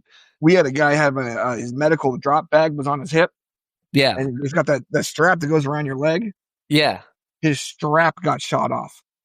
Holy. He was running across an alley, and as he was in stride, his bag just started flopping. Man. So it didn't hit him at all. He didn't get any damage at all. It just nicked his strap and shot the strap off. Damn. I mean, there's some crazy. We had a dude that got his helmet split right down the middle. A bullet hit and just followed his helmet all the way back and went out the back. Didn't touch his head. I've heard that same thing multiple times because I'm sure they told you guys the same thing they told us. Don't stick to the walls. If you're clearing a house, you're near a building, stay off the wall because the bullet will hit the wall and travel down the wall. But like I've heard that story about bullets going in Kevlars and going around it more than a couple times, dude. That's insane. I think it's something to do with the design. It has to be. It's not obviously it's not foolproof, but I'm trying to think of like something else crazy that happened. There's a lot of stupid shit that happened. Let's do this. I'm gonna talk about when you come back, but let's go. What's the funniest story you got from Afghanistan? So we've heard a bunch of crazy shit. So let's talk about something funny that happened. All right. So I'm in the talk. You know what the talk is? That's where all the communication stuff is, right? That's right. So I'm in the talk on guard duty and monitoring the radio. That was my shift. And roughly 2-3 in the morning, I want to say, I start on the big camera. I'm watching it. I want it probably in white hot or black hot. I start seeing this figure like low crawling towards the Hescos. Okay. Right. And I'm watching it, and it's pretty far out, and it looks like it's just low crawling towards the Hescos. Yeah. So I'm looking at it for a little while, and then I call the SOG, the sergeant on guard, and I'm like, hey, can you come look at the camera for a second? So he comes in, he goes, what is it? And I'm like, what do you think it is? it might be. It looks like it's it looks like a person, like low crawling up to the Hescos. So he goes, yep, go get first sergeant. So I have to go wake up first sergeant. And luckily, their shoes are attached to the talk. The first sergeant, the captain, and the XO. Yeah. So I get the first sergeant, and I bring him in, and he's looking at it. He goes, "Well, Rice, what is it?" Because I'm in charge of the radio, apparently. Right. So he goes, what I'm like, I have no idea what it is. And he goes, "What do you think we should do?" I'm like, "What do you think we should do, first sergeant?" He goes, "No shit." He goes, yep, "Go get the captain." Oh man, now we're bringing in everyone. So I walk, and this whole time, this thing is low crawling towards the Hescos. It hasn't stopped, right? It's just, but it's maybe like 100 yards away at this point. Okay. And I go wake up the captain. Now you can't just, I'm like, you have to knock on the captain's door. So I'm beating it up, and he comes out in his underwear, and he's like, "What?" I'm like, "There's something on the camera." He goes, "What'd first sergeant say?" I'm like, "He said to come get you." So he comes in, and he's looking at it, and he goes, "Huh, Rice, what do you think we should do?" And I'm like, "Really?" I'm like, "Well, I mean, obviously we need to go check it out, right?" And now it's my call, apparently. So I'm like, we need to send Alpha at the front, and we'll send Charlie out the back. I think Bravo was on guard duty. So we had 2 entrances, so I'm like, we'll send them out, and we'll flank this stupid thing if I don't see what it is. Right. Mind you, we have 3 platoons on the COP. Okay. So I'm waking everybody up for the 3 o'clock mission, right? I'm waking everybody up because somebody's pulling guard. Everybody else is on this mission going one way or the other. Yeah. So we do, and it maybe takes 10 minutes to get it all spun up and out. Right. We come around, and I'm not shitting you. It is the largest Indian crested porcupine I have ever seen in my life. Get out, dude. So for like the next 3 months, anytime I had an idea, they're like, "Are you sure it's not a porcupine?" Bro. Man, there is nothing worse than getting tagged like that, man. Oh, because I woke everybody up. Like, yeah, there's no hot. My call, apparently. Oh yeah, Rice, this is your legacy, homie. Like, this porcupine is you, man. Holy That was shit. probably the funniest thing that happened. Dude, that is, yeah. And my first sergeant is running around with the armor, just running ammo to him, just nonstop. And the whole time he just kept saying, "This is America. We got a bigger fucking budget." Y'all are going toe to toe, 50 cal to 50 cal, basically. Yeah, man. It was hilarious. Now we ended up winning the fight because we also had a Mark 19, but yeah. How'd you like the Mark 19? That's one of my favorite guns. Yeah. The Mark 19 is just, I mean, it's I don't know what it is. Some of the sound of it, the thunk, thunk, thunk, thunk, thunk, and then you wait a few seconds, and then just, it's pretty sick. For people who don't know, who are listening, who don't know what a Mark 19 is, it is an automatic grenade launcher. So it's this big ass gun on a truck. It shoots 40 millimeter grenades at 60 rounds a minute, I think. Dude, we loved it, man. We loved that thing. Those things are off the chain. I'm like, where do I need to get? What FFL do I have to get a Mark 19? Like, it's a class 3 license, right?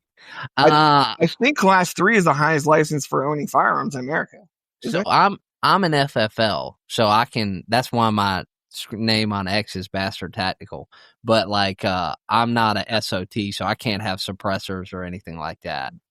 What state are you in? Oh, you're in Georgia. Georgia, yeah. I think Texas just passed this law where we're allowed to have silencers and stuff, all that stuff. Yeah, they did. They made it a state law. So I mean, Texas is all during the pandemic, because I teach people how to shoot. There's just a side thing. Oh, okay. I do private lessons, and during COVID, Governor Abbott made it a law that nothing gun related was allowed to be shut down during the pandemic. Everything gun related was a essential business. So all the ranges stayed open, all the gun stores stayed open. Man, so I never stopped. I just kept doing what I was doing. You were good, dude. I love Texas, man. Yeah, Look, I love Texas too, brother. But here's my thing about Texas. When I was in the Marine Corps, the most obnoxious motherfuckers come from 2 places, Ohio and Texas. And I hate to say it. I know there's a lot of Texas guys out there that are going to be like, oh, shit. But see, ours, I'm trying to think. We had a lot of idiots from Arkansas in our unit. Like, just Really? we had a dude from Arkansas that thought he knew how to shoot better than our drill sergeants. And mind you, like I said, I didn't have any shooting experience at all. Yeah. So my drill sergeant, I had an SF sniper and a ranger for drill sergeants. Oh, shit. So that's who just molded me into a shooter. I didn't have any bad habits. So that's all I know. It's actually funny. I tell people, I don't understand how you can aim at something and miss it. Like, the bullet just goes that way. He doesn't. I don't understand.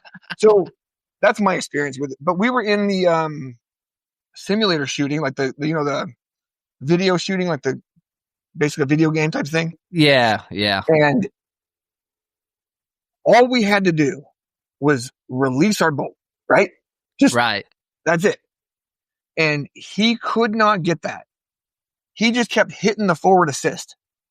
Oh my God. He's like, it's not working.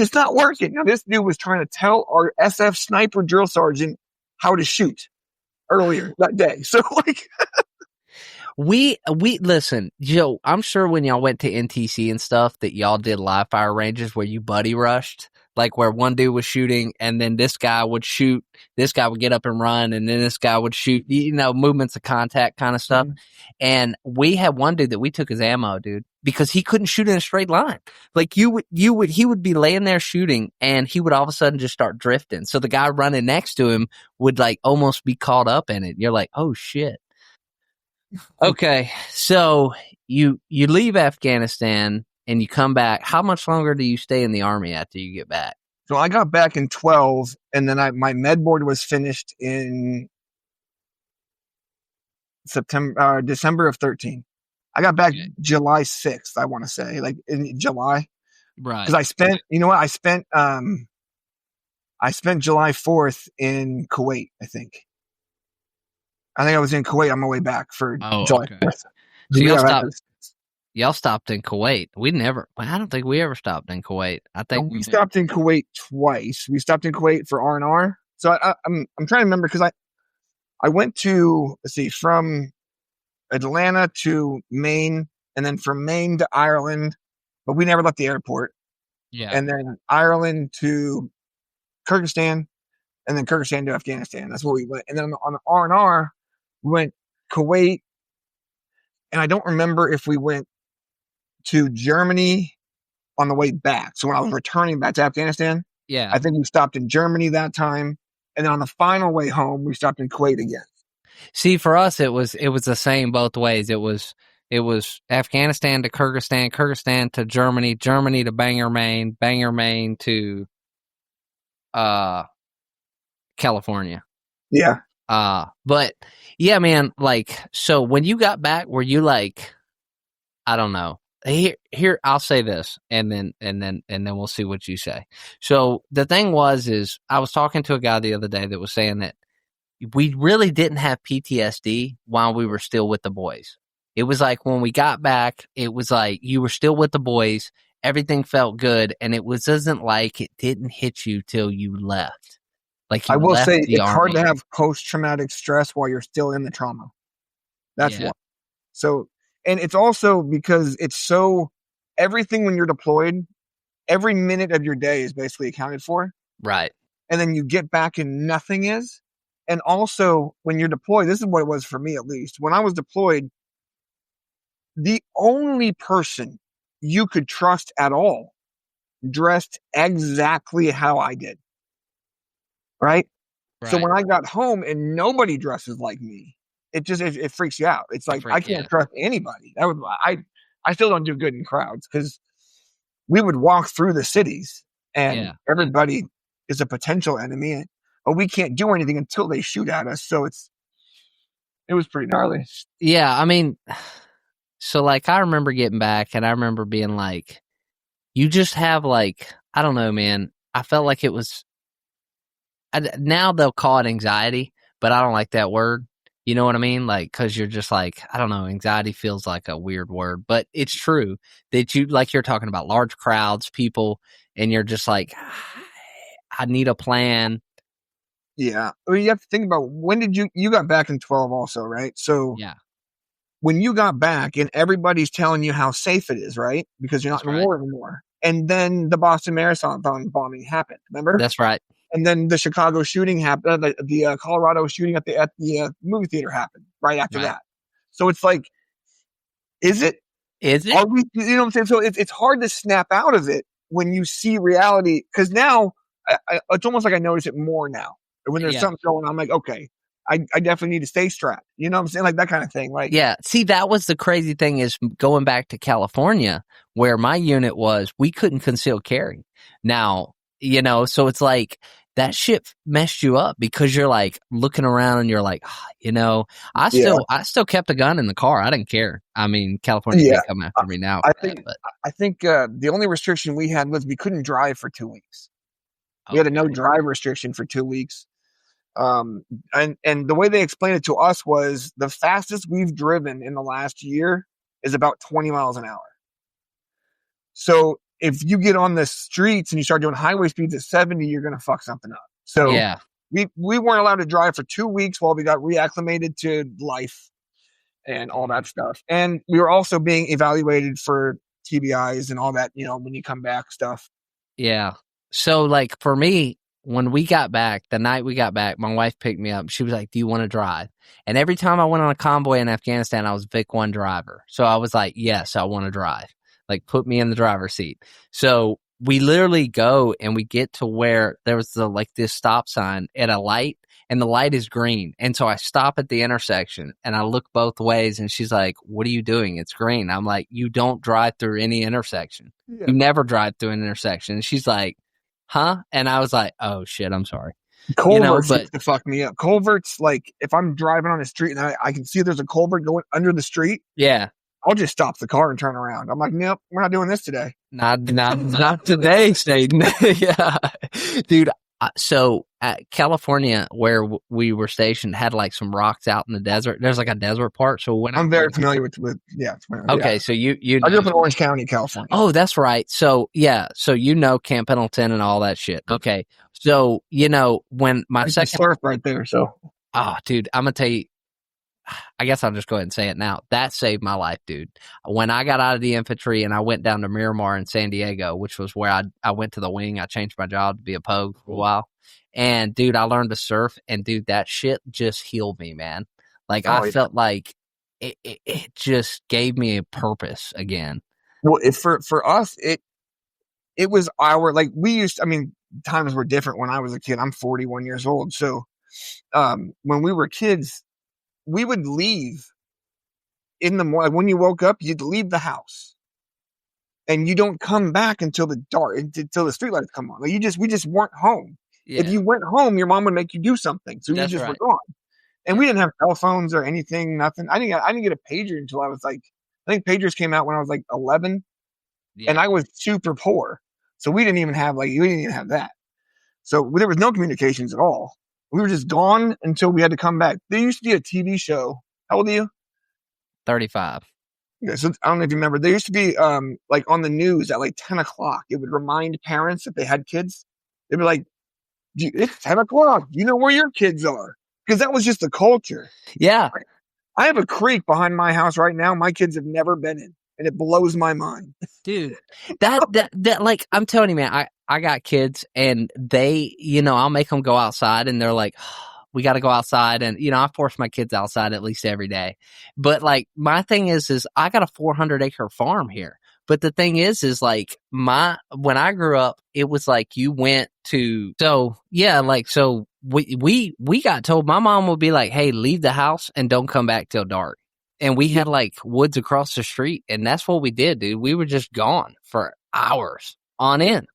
We would just ride our bikes to the beach. But like, it's funny because when I had kids, I was uncomfortable with them going out of the line of sight for very long. Yeah. Like I as a kid, at 10 years old, we would all be on bikes and just ride, I don't know, 15, 20 minutes to the beach and just be there all day. Parents have zero idea what we're doing. We just be there all day, and then we ride back at night. I think there's something to be said about what we did when we deployed, that like we understand what the true, like, I don't know the word for it. I'm trying to think of the word for it. Like, we know the true nature of humans, like how terrible it can be. You know what I'm saying? We see all the death and destruction and shit, and then when Right. We see the ugly side of humanity. yeah, yeah. And But I say this all the time. I say this to my wife. I'm like, the reason that the problem with humanity today is they have not faced adversity. They have never truly been in a situation in their life where it's either life or death, or not even life or death, or it's just make it or break it because of your own willpower. I don't think it's adversity, because everybody kind of goes through a little bit of adversity. I think there's no consequences. Yeah. That's the big, like, you could struggle, you know, you could struggle, but there's always somebody to bail you out. There's always instant gratification. I mean, can you imagine as kids if we had access to the technology we have now? Like, we'd be building some crazy shit. Yeah. We were always building something growing up. Yeah. So, I mean, if you could just ask the internet any question of human knowledge back when we were kids, we were building ramps for our bikes. We were doing, you know, everything. Oh yeah. Yeah. But like, I guess my thing is like, because I try to limit my kids' exposure to that, because I'm like, there nothing good comes from that. Nothing good comes from handing a kid an iPhone or an iPad for 12 hours a day and just, you're like, have at it, bro. Okay. So, Yeah. like, the idea, like, now I've been married for 23 years, or 21 years, been with her for 23. I don't even know if I know how to date anymore. Like, if I was single all of a sudden, Tinder and all that, I'm like, I'm definitely not meeting anybody online. That's not going to happen. Nobody goes, like, I don't know if you've been to a mall lately, but the mall scene has died. That was our hangout Yeah. all the time. We were just always at the mall if we weren't at the beach. And the malls now, like, they close at 6 o'clock on a Saturday. I'm like, what are we doing? Yeah, go to your local mall. I guarantee you it closes at like 6 o'clock on Saturday. Bro, it's funny you should mention that. I was literally telling my wife and some other chick that was over here at the house. I don't remember if it was one of my family members, but I was telling them, I was like, I honestly am glad that we've been married 15 years, because I couldn't imagine being in the dating scene right now, dude. Like, Yeah. Everything's fake. The internet, I am convinced of. You ever heard the dead internet theory? Where it's that the internet is just full of bots and it's really not what, you know. Well, that's what Elon said when he bought X. He said like 80% of the traffic was bots when he bought it. Yeah. Yeah. And like, so I'm to this point where I'm just like, I'm just kind of done with the internet. I use the internet to push this podcast, and I get on X, but I don't believe half the shit I see on X, bro. So this is my very first social media platform I've ever used in my life. Oh, nice. I started it back in February. And I'll tell you the exact reason why I started it is because I bought the subscription to Grok AI, right, and the account just came with it. Yeah. That's why I use Grok and Gemini, because I have, like I said, I have mild brain damage that affects my memory and my organizational skills. Yeah. So I use Gemini to like organize my thoughts, and Grok and stuff. I use them for a lot of stuff. So the X was just like an afterthought. It was free. Yeah. And then I was like, well, I guess I'll just fuck with this. And I just mess with people on there. And I write some articles. I write a lot of articles. I think I have like 11 articles on there. Oh, okay. But That's like, I just, well, I'll put yet. if you want me to, I'll put your handle for your X in the show notes. That way, if somebody wants to check your articles out, they can check that out. I have a wide range of hobbies and things that I'm interested in. So I have articles about, like economy, and then I have articles about the Wheel of Time, and then I have articles about like faster than light travel, like all kinds of different things. Oh, dude! So you're in things about revamping the education system in America, things like that. Oh, nice, dude. So you're like an idea philanthropist, bro. You're just out there covering it all. That's pretty tight. You know what I am? I'm extremely bored. Yeah. So like that's like I can't turn it off. So like since I've retired from the military, like I'm retired. I'm like 90% retired, because I went and I did real estate for a little while. I was a realtor. I was a process server. I did PI for a little while. I did bodyguarding for a little while. Me and my wife own a company now. Um, and then I'm the president of my HOA. So, I'm writing a book right now. I'm currently writing an epic fantasy. nice. I mean, just all kinds of nonsense. So how did you deal, I guess is my question, and I understand if somebody asked me this question, I don't know if I could put it in a single answer, dude. So don't feel bad if you're like, I don't know, but like, how did you deal with, where do you put all the shit that happened to you in Afghanistan? I say, and I tell people this personally, that the anxiety or whatever that, the PTSD where we're constantly on guard, I said, you can channel that. You can use that to your advantage. But there are certain things, and that it's just like, where do you put it? How did you just kind of say, okay, it's time to move on and I need to close this, or I need to deal with it? For me, there's a few different things. Like there's some things that'll never go away. Like if I go to a restaurant, they have to have a table in the corner. Like you're not putting me in the center of the room. It's not gonna, I'll just go somewhere else. If I'm in the movie theater, I gotta be all the way in the back of the theater. Yeah. Things like that are just never gonna go away. But I will say, where I live, we have the largest concentration of vets in the entire country. Nice. So we have a vet group here that's like 400 strong. We meet every week. Wow. So, and then we have 4-star retired 4-stars. We have all the way down to new boots in the Space Force. Like it's one of the guy's kids is a Space Force guy. So we have all the brand. We actually have a guy that retired from the Army Air Corps. Wow. He's 95 years old. He's our oldest member. But I mean, the whole thing's ran by some colonel. It's our last mayor for my city was a Marine. Like lots of military here. Everywhere you drive, you see DV plates everywhere. So you got a great support system out there. Yeah, now, it's easier to talk to people like us about our things. Yeah. I mean, I started going to the vet center. I talked to like a counselor once a month, and I mean that's cool, But like I told the other guy that I think on the second episode, I told her, I'm like, I'm just gonna come in here and lay it all out, bro, and you just tell me whether I'm being an asshole. It's like I have a problem with what you just said, and I'm gonna explain it to you why. Okay, because this is what happened to me too. You said your therapist is a her. That's right. I don't have anything against women. Uh-huh. He can't possibly understand what you went through because she's not legally allowed to go through it. That's right. You know what I'm saying? Like, if I have PTSD, pretty severe, but if I'm talking to somebody who was just raped, I have no idea what they're going through. Yeah. Like, people try and lump PTSD into one big ass group.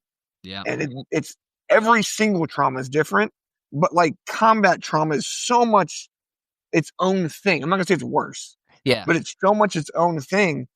When I first got back from deployment, and they're just trying to figure out what everything's going wrong with us.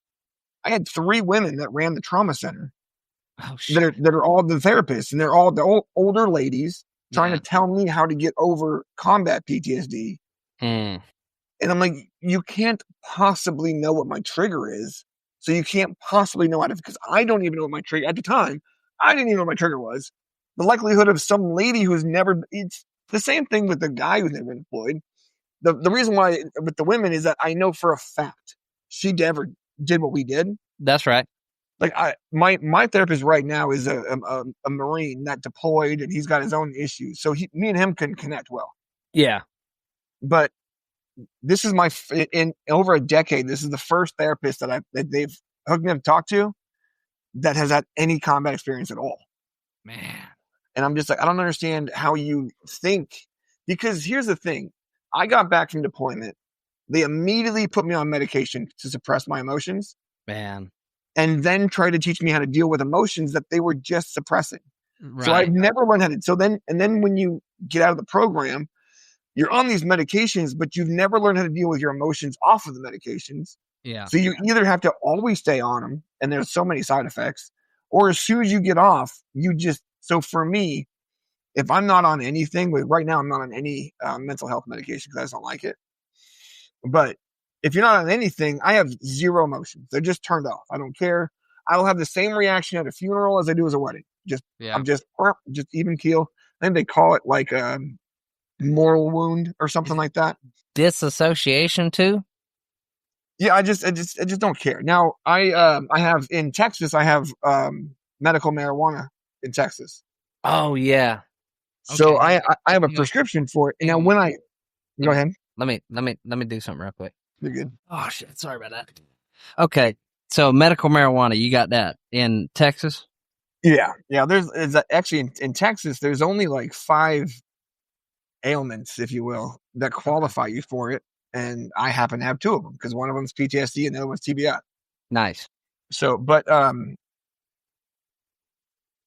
when I'm using marijuana, it's like all of my emotions are unlocked, but I have zero control over any of them. So, like, I'll be watching a movie and my eyes will start welling up. I'll start almost crying for no reason. I'm not emotional at all. Right. And then, like, just something will pop off and I just get super pissed. And then, like, so it's almost like they teach you how to turn off your emotions for combat. That's right. Which you have to do. It's just a necessity. But they don't know how to turn them back on. They have no clue how to turn that back on. Yeah. And they don't even try. They just throw a medication at you. And they're like, just deal with this. Yeah. And then yeah. So have you ever thought about trying like DMT or any of those? You know, some of those guys went and did like DMT or like mushrooms or something like that. I went to a TBI clinic. There's a program out here called Defenders of Freedom. And they sponsor TBI soldiers in this TBI clinic for like 2 weeks. It's like $10,000. Holy shit! And they sponsor people all the time. It's Defenders of Freedom. It's a great group. And they put me through this program, and we did ketamine in the program. Okay. So I've never done any hallucinogen in my life. I've never done it. When I tell you I was so excited to be able to do it in a legit like medical, like it was gonna be doctors there. I wasn't gonna freak out or nothing. Yeah. I was so excited because I'm like, I get to do this like legally, like this is gonna be controlled. Oh, yeah. It was me and one other dude. Okay. So we're going to the program, and we both go into the room, and we first they give us a nasal spray. Okay. And he has a reaction. I mean, he's having a full-on experience. And I'm watching him, and I feel like a little bit tipsy, as if I was drinking a few too many like cocktails or something, right? Yeah. And I'm like, I told the doctor, I'm like, I'm not getting this. I'm like, and I don't even know if I should be watching him because I'm sober. Like I'm watching his whole dude's breaking down. Like he's having a fight with himself. It's like he's having an argument. Yeah. And so they pull me out of the room so he can have his experience. The doctor sits in with them. They put me in another room with an IV, and they start giving me the ketamine through an IV. It has zero effect on me.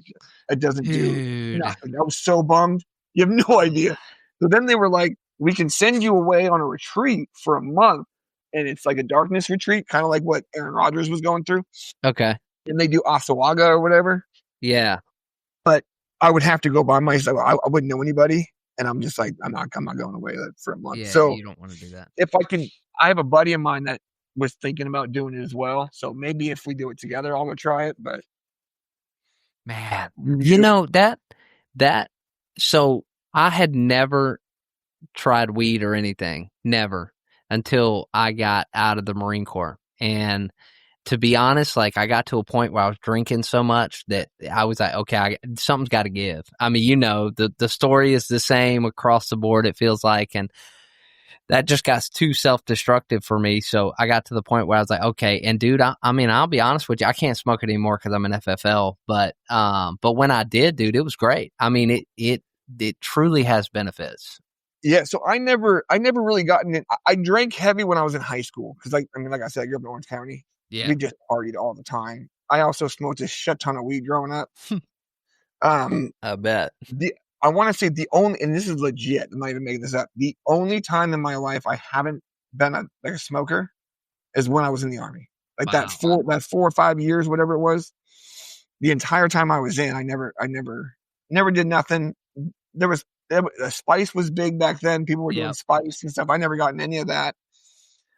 My thing, and this is something that we could tell to all future soldiers. The military, the U.S. military, is either the greatest experience of your life or it will destroy your life. Like, and even, I mean, if you do everything right, the divorce rates are crazy. But if you get out of the Army with an honorable discharge, you're the greatest person in America. Yeah. If you get out of the Army with a dishonorable discharge, you are literally the worst person in America. And no one will hire you. Nobody. Like, they will hire a convict over you. Yeah. You know what I'm saying? Like, and it's funny to me. It's like people don't understand that you are literally signing your life away. That's right. Like, I remember we had a guy that I watched people get Article 15s for getting sunburns. Dude. There was a guy that went on leave and broke his arm snowboarding, and they wrote him up for damaging government property. I mean, you are signing your life away. Don't sign the dotted line if you don't understand what you're signing. Dude, I mean, but my thing is like you're the exception because you went in when you were older.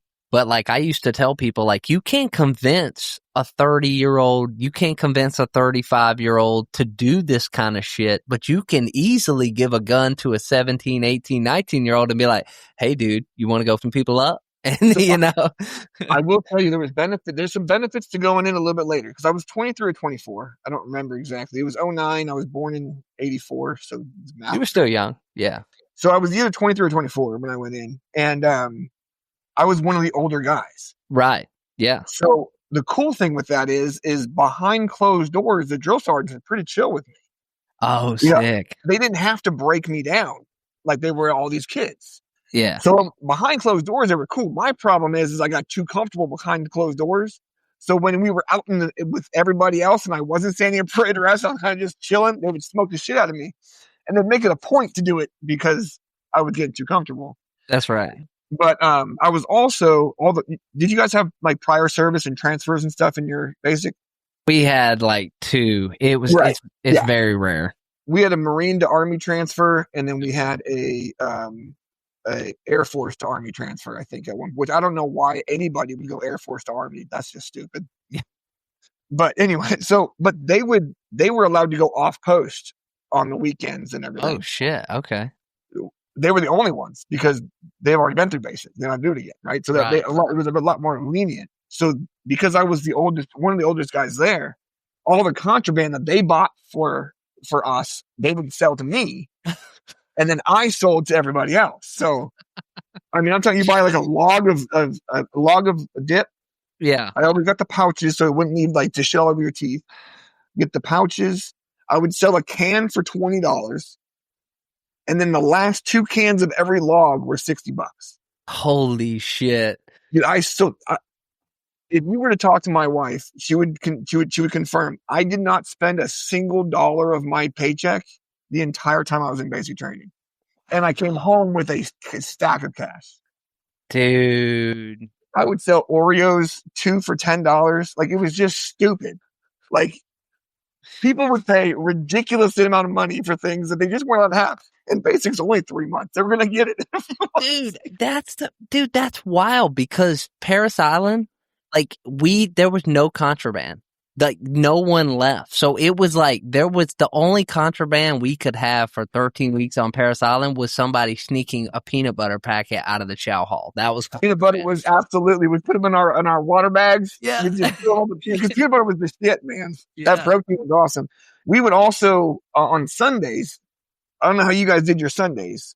Our Sundays were church days. Right. Yeah. Ours too. So if you went to a service, you could go. That's right. Right. So everybody was religious. Everybody. People were some of the weirdest. Like you'd see people that were Jewish because they served bagels at service, and they had Wicca service. You go out in the middle of the forest and yell at trees. They had everything. Dude, that's insane. Jedi.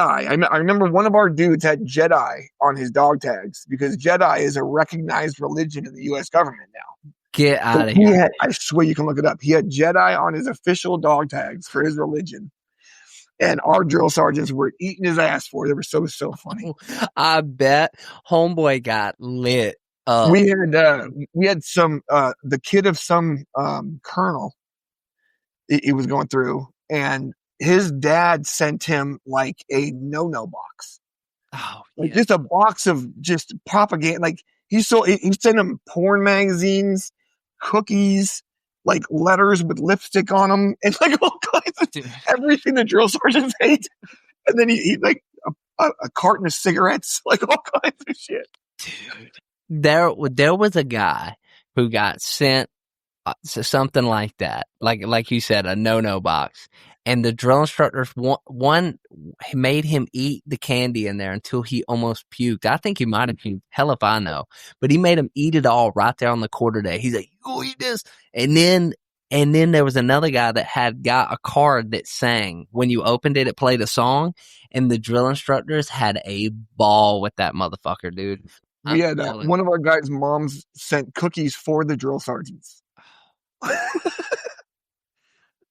And it was funny because our senior, he's like, I'll tell you right now, if your mama can't cook, you're gonna run. Dude, that is gold, dude.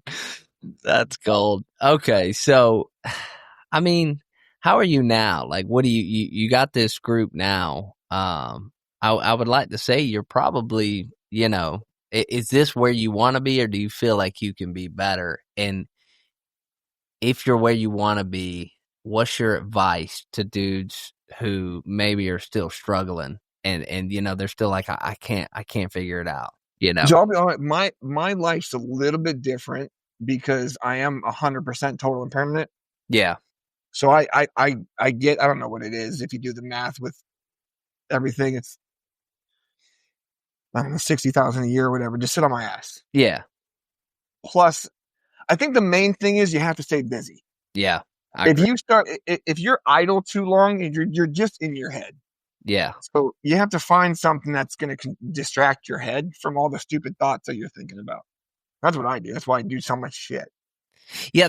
That's what I tell people, because I know a couple of dudes who they got 100%, and so they're, they make enough money to get by, and and they don't work. And I'm like, dude, if you don't work, you don't have to work a lot. You don't have to work like a full-time job, like a Hebrew slave, dude. You can just do something to keep yourself occupied. Also, you can make being retired. Are you familiar with vet ticks? Yeah, dude, I've been to quite a few games. I do it all the time. I go to the Improv. I go to all kinds of stuff with it. Like I went to a baseball game when I was in California just a couple months ago. I got a baseball game out there. Yeah, so I went to midget wrestling. I mean, it's ridiculous. How was that? Midget Mania was hilarious. Yeah, it's called Micromania. Oh wow, it was awesome. I have video and pictures and stuff of it. Oh, that's but I mean, nice. we drove from Texas to California, wow. And we stopped. We went to the Grand Canyon on the way. Me and my brother took a road trip. So, for those of you who don't know what we're talking about, it's called Vet Tix, VET. I think it's TIX. Okay, and if you go there, sign up. You verify you're a veteran, and you can you get coins per month, and then if you do certain things, you can get extra coins, but you wager those coins, or sometimes they just have an event that's free and they say, hey, you don't have to wager any coins. You just put in for this lottery and you can get these tickets, and you can go to things like college football games, like he said, improv, comedy, all kinds of stuff, dude. And it's great. Yeah. I mean, I use it for anything. You can almost always get up to 4 tickets to just about everywhere you go. The tickets range from amazing tickets to just the worst tickets in the place. Nosebleed. I've watched a Mavericks game out here because Mavericks are a local team. I watched a Mavericks game from the suite level boxes. Dude, damn! That was my seats were in the 200 section when I got them. That's just where it was. I've watched a Mavericks game from the 4th row. I watched a boxing match, an MMA fight out here that I was too close. Like we were right next to the thing, and I was looking up. Like if you go to the theater too close, yeah, we were too close. We were looking up the entire time. Wow. So the seats are ridiculous, but man.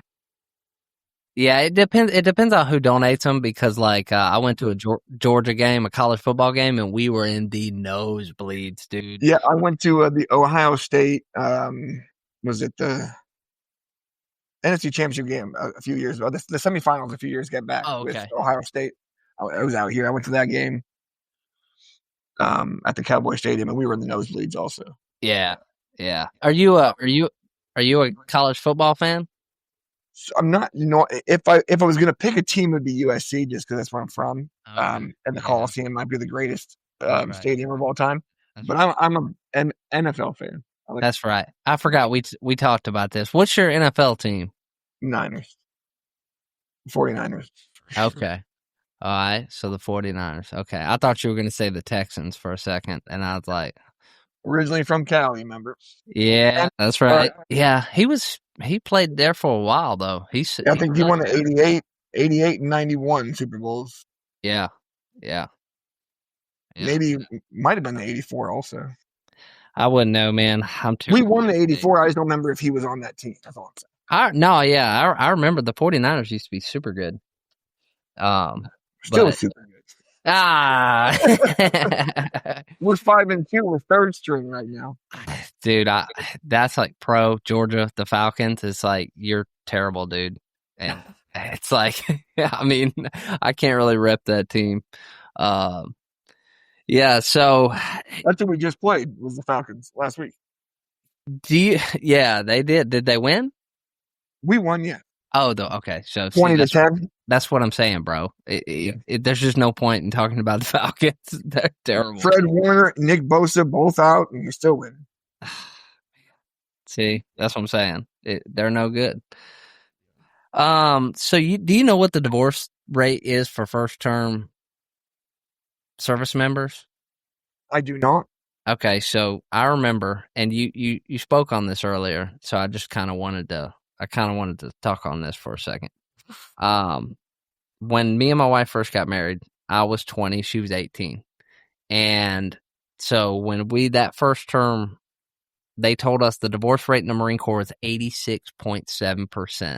I was going to guess 80. Okay. So yeah, I'll never forget making it past that 4-year mark when I reenlisted. And I remember us coming home and I looked at her and I was like, we're not a statistic. And she was just like, okay. But we were excited about that. And it was like, I want to ask, because we didn't really cover this. Did it ever get to a point in your marriage where you thought that the military was gonna destroy what you had already built? Or were you just like, no, this has just made us stronger?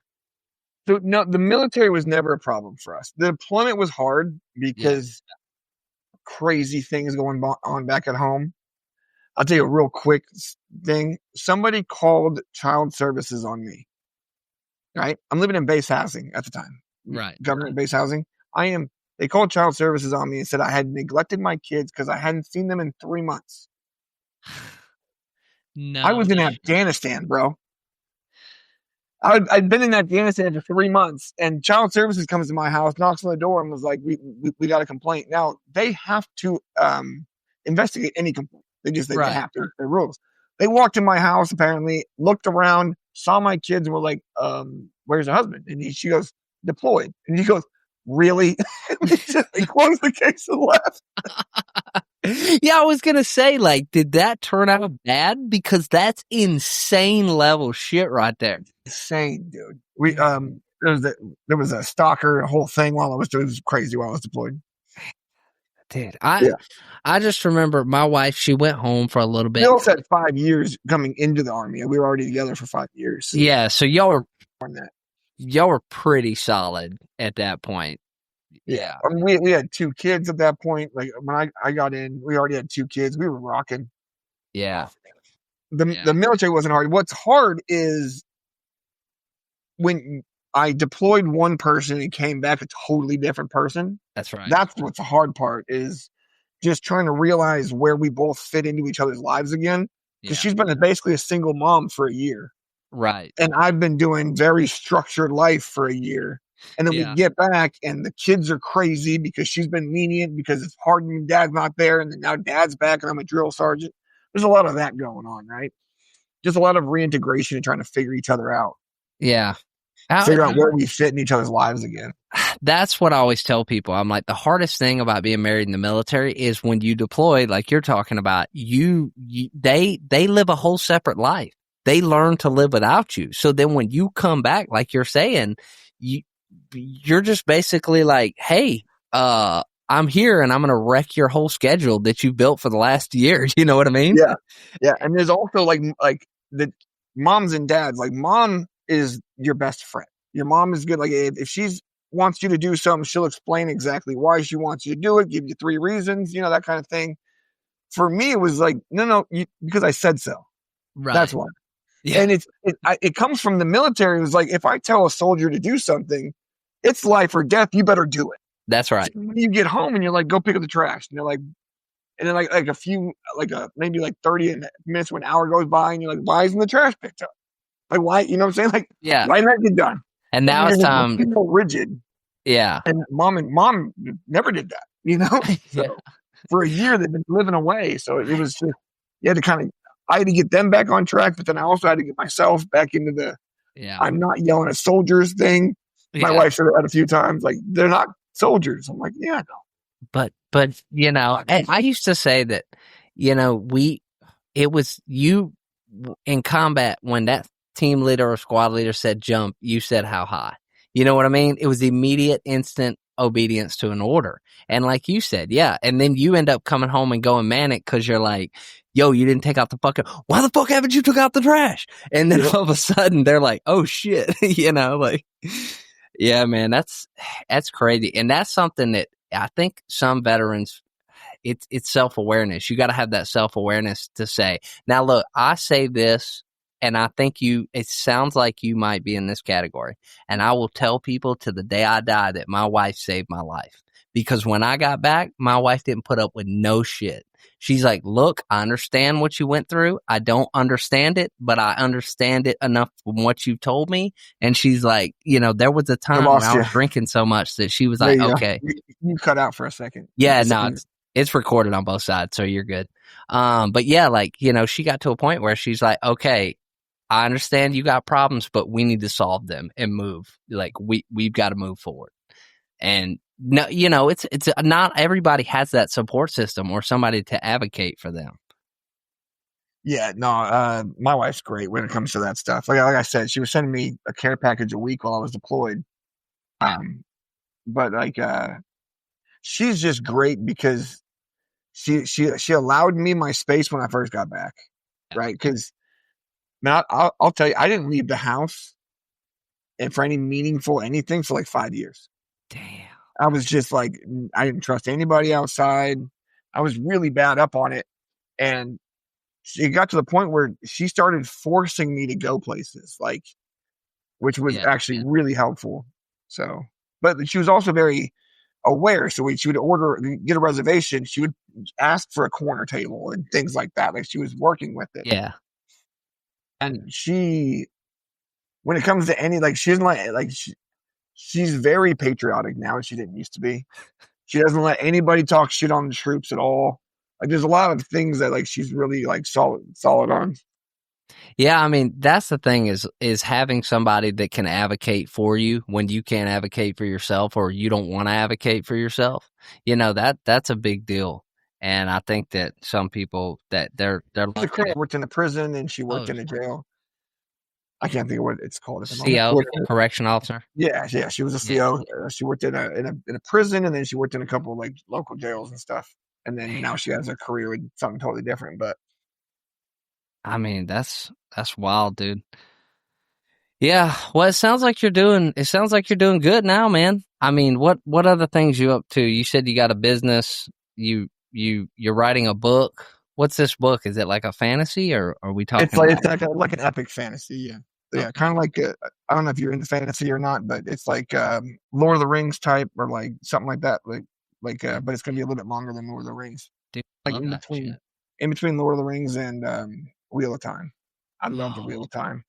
Wheel of Time might be the best American story ever written. Yeah, now that was good. I haven't finished their Netflix show though. No, it's Prime, and that's not the same thing. So that show. So they bought the name and they Oh, used some similar events, but they destroyed that show. That show. That's why it got canceled. It got okay. canceled after 3 seasons because nobody wanted to watch it anymore. They just really really messed up the whole story. So I need to read the book. It's a big undertaking, but absolutely, it's 14 books and a prequel. Good God. If you looked it up, if you compared them, it's like it's more words written down than if you take the entire King James Bible, the entire Harry Potter, the entire Game of Thrones, all the books written so far for Game of Thrones, the King James Bible, and a couple other like Lord of the Rings, all the Lord of the Rings and the Hobbit, and you combine all of that together, and it's still a little bit smaller than the Wheel of Time. Dang. It's like That's 4.9 million words or something stupid. huge. Yeah, I'm but gonna it's have to. epic.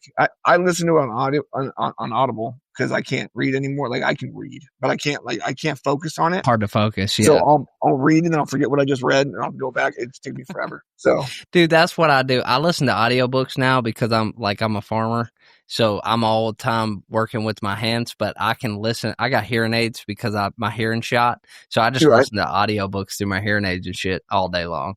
I basically just have my earbuds in all the time, Yeah, or yeah. in my car or whatever. Damn. Okay, dude. Well, So I you have mean, 400 acres. That's sick, man.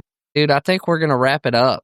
I don't really have anything unless you do. Do you want to drop any of your social media stuff? I mean, I know you got an X, but I don't know if you care if Yeah, people follow you. just the X is all I got. Just the FLR11B.